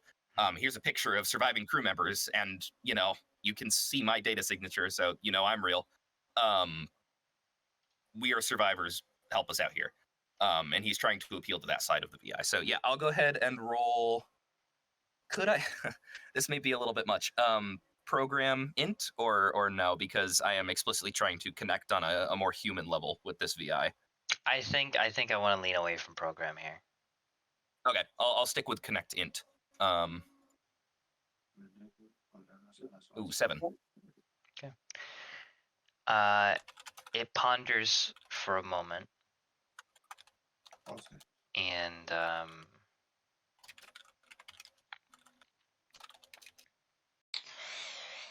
I am sorry to inform, however, I am not permitted to grant access to specific areas of this ship unless designated to qualified personnel, even in emergency situations, such as I believe the one we are in currently. What I can do is unseal doors to the following areas: Med Bay, cargo hold, all exterior doors, granting egress from this ship.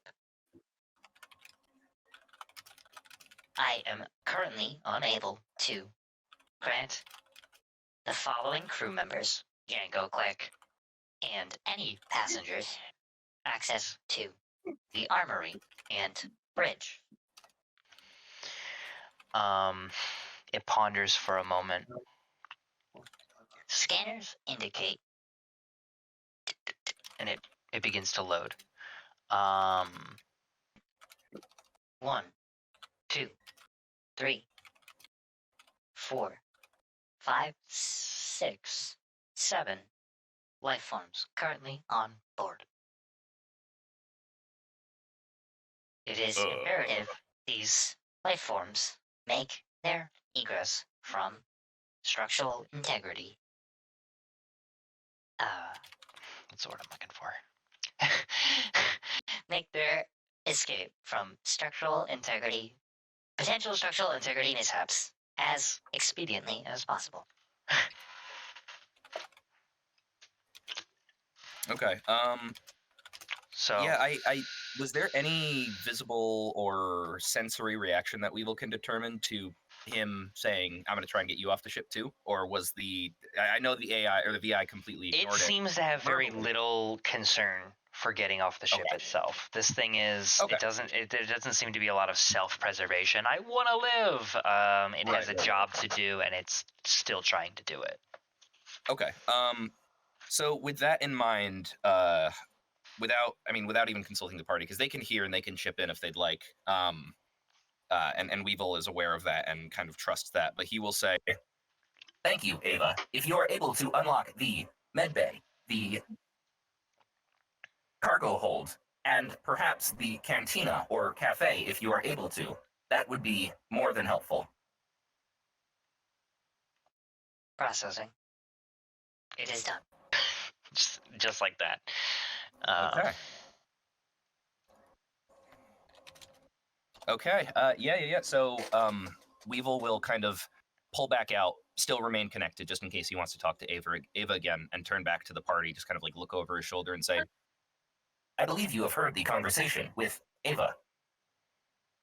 It seems that it will require much more. well, actually, before I say anything, is it possible for me to like put up a firewall so she can't necessarily hear this, or does she have speakers and microphones in the room that would require more trouble than it's worth? You gather she probably has speakers and microphones in the room, but you could probably just walk outside the room. You should probably just go back to the hallway. I'll still say what I was going to say because I wasn't going to say anything. I believe it would be in our best interest to quickly proceed to the medbay and the cantina, as well as the cargo hold, before exiting the ship. I believe it is unlikely that we will be able to gain access to the armory, given our current situation. Beggars cannot be choosers, as they say. Does that sound amenable to the rest of you? Okay, Django's gonna type on his data pad without saying it out loud. He's gonna type out a little message that says, "We should do the stuff we have access to first, and then before we leave, try to break into the armory." Weevil will give you a kind of sneaky thumbs up, and then turn back to Ava, and re-upload his interface with her real quick and say, Again, Ava, I cannot thank you enough for your assistance in this endeavor.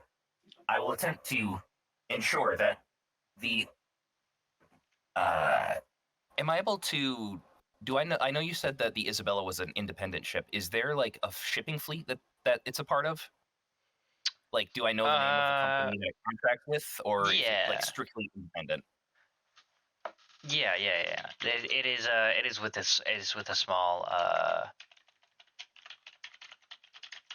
Is with a small company, an independent kind of contractor company that has a small fleet of spaceship. It's called it's just called Tarok. TAROCK. I will ensure that the executives and other virtual intelligences affiliated with your parent company, Tarok, are made aware of your valiance and your assistance in the preservation of the life of the crew members and passengers that survived. There's a long pause, and it kind of just reiterates the same message it's been saying. I cannot recommend or insist upon quick egress from the confines of the ship. Seemingly having no reaction, consideration, or appreciation for like, oh, I'll have a legacy, or thank you for doing the due diligence of reporting to the parent company. It seems to have a ship safety mindset at the moment. While you're having this conversation, Sarah leans into Jenko and Kali, and she's like, I don't think this thing is gonna let us into the armory at this rate. Like, But he doesn't what really if? want us in here. Yeah. So if it doesn't want us here, and it's not letting us into the armory, what do you think might happen if we blow a few golf ball-sized laser holes in this thing? You think maybe everything will auto unseal? We're gonna have full reign of the ship potentially. I don't know that for sure. I'm just leveling the idea to you guys. See what you think. Okay. Does Janko have any idea of what kind of defenses the ship has? Like, do hallways cut off and like deoxygenate, or do lasers come out of the ceiling, or like? Maybe on a good day, like hallways would not cut. There's a lot of segmented hallways too, and it's all done in the spirit of ship and passenger preservation. So hallways cut off, but that's only because if they've been deoxygenated or flooded themselves. If there's a fire in one hallway, the adjoining hallways will seal shut so the fire doesn't spread. It has those kinds of powers, right? Unless something malicious takes over the ship, there isn't really a way to use that as a weapon. This ship wouldn't, like, turn against you like that. There are no lasers that come down from hallways, nothing that malicious. Yeah. So the worst they can do is lock us out and say go away. Yeah, it could lock a lot of doors, and with the state the ship's in now, it's like, a lot of its systems are damaged anyway. I didn't even know it was buried in the ground. Say we stick with my plan that I showed Weevil and just play nice until it suspects something. Sarah kind of rolls her eyes, and she's like, I mean, your plan is after we venture to the places we're allowed to go, we try and break into the armory. How exactly do you plan on doing that? That's what we're trying to do now. We were already there. Right now we're taking a software approach. We maybe try a hardware approach. Maybe Like I don't blow a want to say hole in the anything out wall? loud right here. I mean, essentially, yeah, but Ain't no way. with precision. If we could just get into the wall, like Maybe they have some sort of blowtorch or thermal gun in the janitor's closet or something. I don't know. She shakes her head no and like looks down at the floor like no. She goes, you guys don't understand that I don't know if you've seen I don't know if you've seen that black steel alloy before, but a C4 charge, a cannonball, a grenade, a laser pistol shot. None of those are getting through that wall. And we don't even have half of that shit. A blowtorch? Are you fucking kidding me? maybe we don't go through it. Maybe we can go around it. Like It's a box, Jenko. They thought of people coming up from underneath and coming in down from above. They built the room out of the stuff, not just the door. Does it have a vent? no, I doubt it's that easy. But She kind of palms her forehead. She goes, oh, of course. Yeah. You just unscrew a vent in the hallway nearby and crawl your little furry ass around. And you drop down right into where they keep all the explosives and the Gatling guns and the whatever else might be on this ship. You can just wreak havoc because you thought to crawl in a vent. maybe we could take a. Well, if that's the case, where is it? Where is what? The vent? There isn't one. It's not gonna happen. It's not gonna happen. Maybe we could take a more offensive, a more aggressive programming approach. I don't know, dude. Like, she's pretty adamant about this vent. It sounded pretty easy. I don't want to walk away from it. Fuck, man. Like, This is a long hallway. Yeah. Well, I don't know what to tell you. You walked off on your own. Yeah, she looks at Django and she goes, "Yeah, an aggressive programming approach." And she very subtly taps the laser pistol on her hip. At this point, Weevil ejects from Weevil will have jacked out after having a fruitless conversation, trying to encourage the VI to place some measure of emphasis on its own survival. This was just occurring while you had that last bit. Yeah. Yeah. So he is, clank, clank, clank, kind of back with the group, and he goes, All right, are we going to proceed to the medbay and the cargo hold? Those seem to be the paths of least resistance right now. I believe the medbay is closer. I guess so. I guess we'll do what we have access to first, and we'll trek deeper on. Like, Weevil, you're never gonna believe this, man. There's a vent that goes straight into the armory. We can just crawl right in. I believe you need to stop smoking as much as you have been. It seems to have left some possible permanent damage. Sarah goes, "I think that's just the radiation poisoning," and starts walking back up the stairs. We cut back to Roadie Roadstar. Roadie Roadkill. Roadie Candy Star. Standing. I know. Standing. It's so long you fucking forgot who he is. Well, it's because Connor said it earlier. I was like, now it's stuck in my head. But Roadie Roadkill standing in the doorway of Candy's old room, slightly flooded with water, just the remnants kind of dripping around. Or no, his wasn't flooded.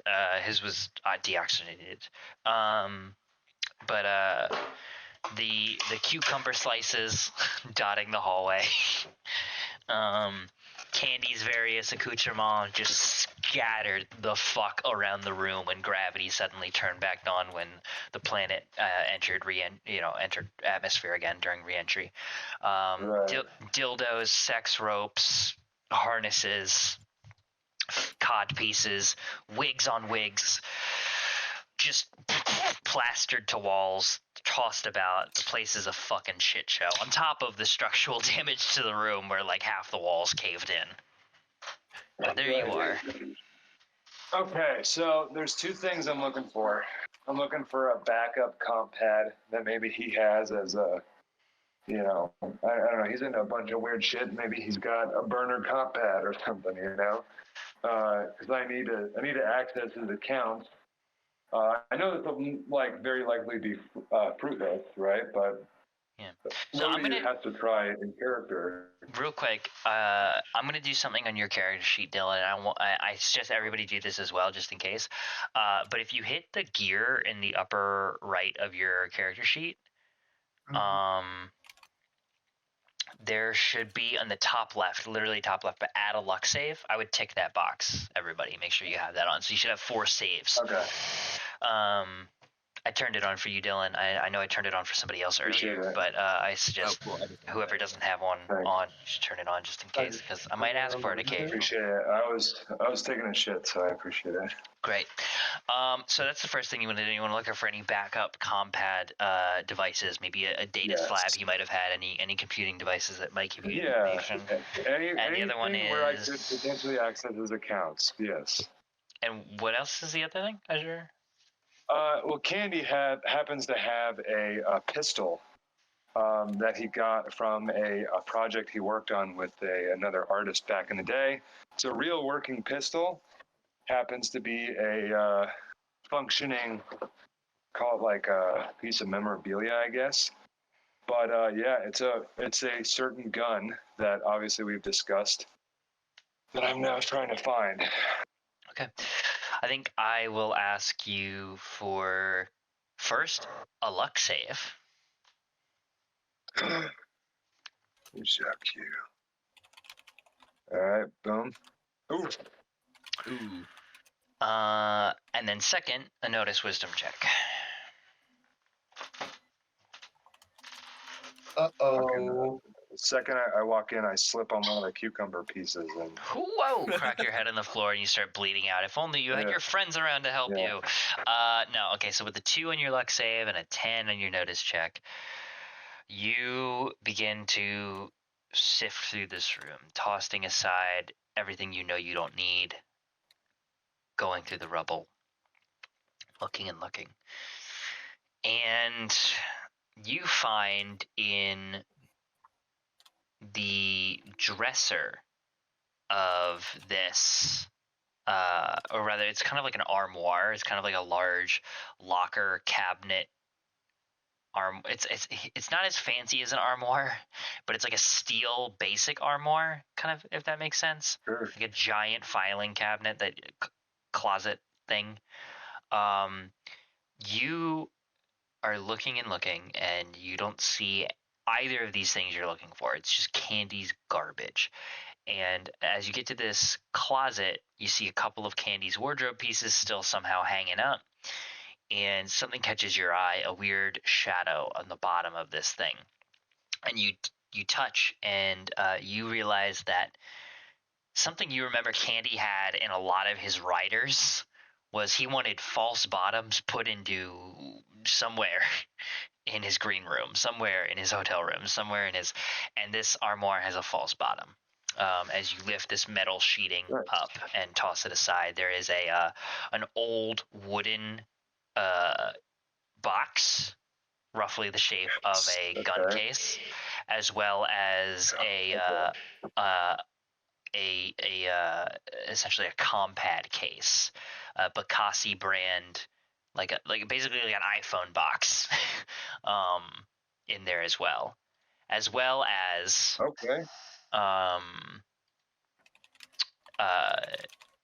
a bottle of lube with bits of real diamond in it.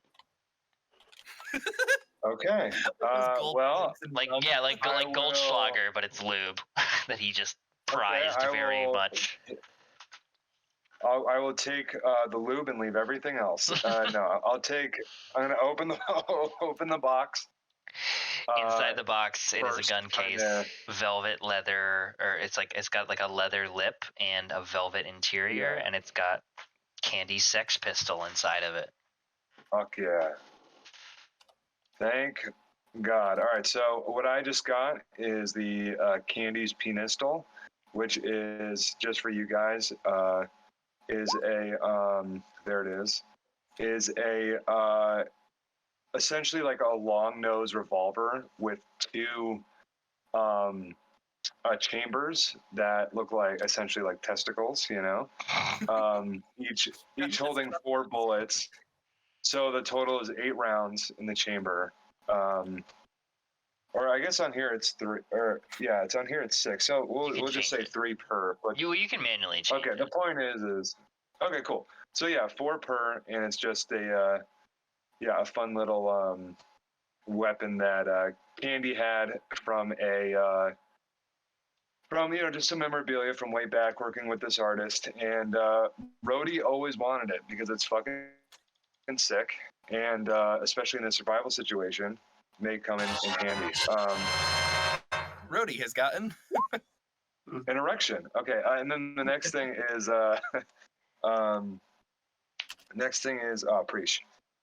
Next thing is the compad. I want to check that out. You open the compad, and the screen is only lightly cracked. And you click the power button, and it is not charged. It's dead. Okay. I'll stow it for now, so I can get back to the party instead of like fucking around with it, because we'll see. And then I will take the lube.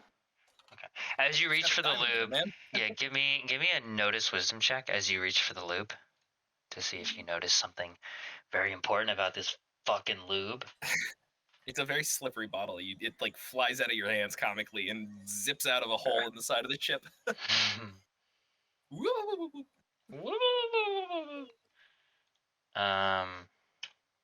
Sorry.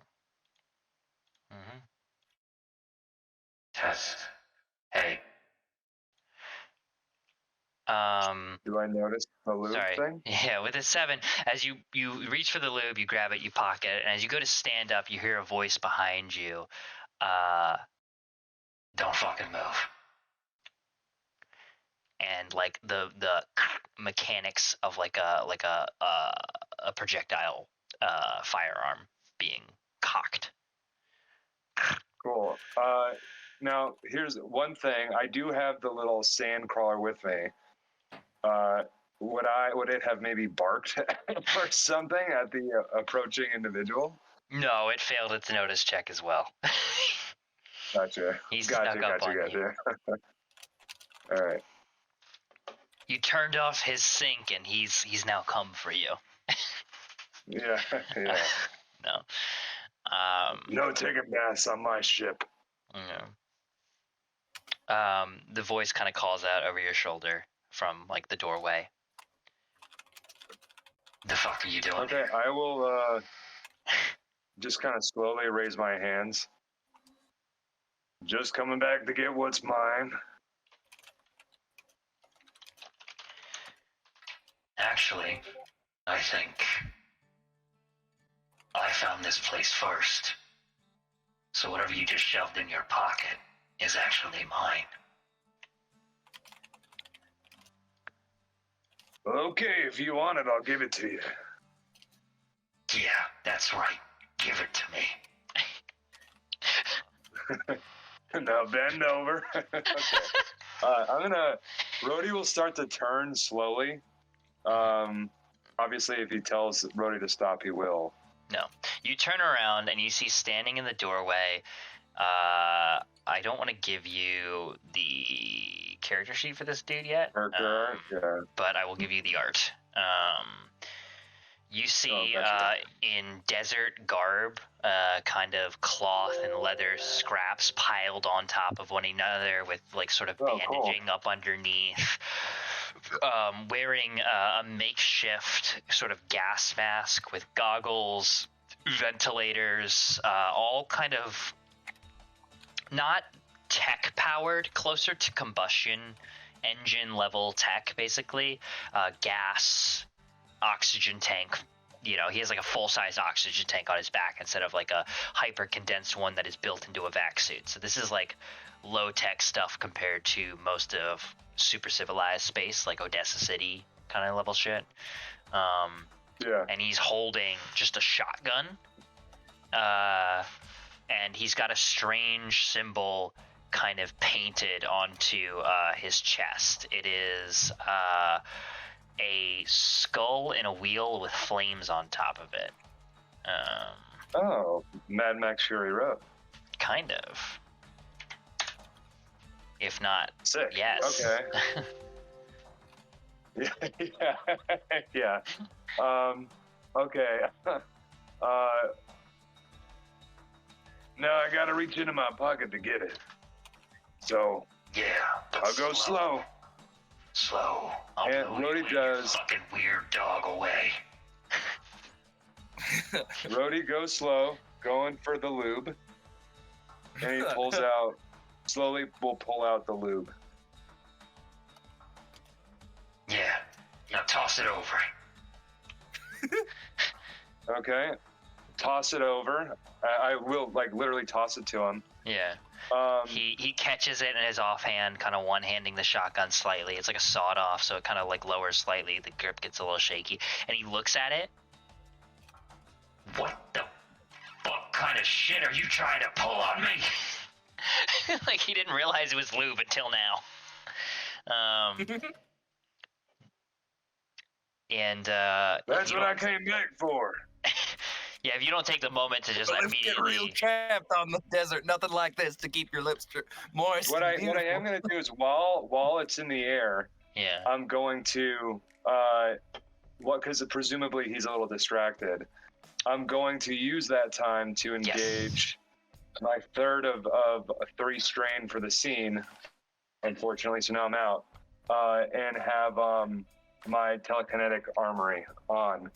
No, I'm not holding the gun up at him yet, but I do have it engaged. So, okay. If need be, I will blow this motherfucker away. Yeah, while he catches the lube, looks at it, and like has his gun slightly not trained on you, and just you kind of flex your muscles a little bit and kind of just engage and he looks back up at you, and he drops the lube and levels the shotgun back at you, He's like, you came back here for... You're some sort of sick kinks? Nah. Yeah. What else was in It's there? got diamonds in it. You got any? I'll point back to it. Diamonds? And he like blows a hole in the ceiling. That's one of two shots, motherfucker. I only need... He's gonna have to reload after one more. Okay. So, why are you trying to intimidate me again? So then Rhodey will, be like, all right, fine. And he'll reach for the compad to show him the compad. And instead of throwing it, because I don't want to break it any more than it has been, I will slide it over to him on the floor. He kind of catches it just with his foot.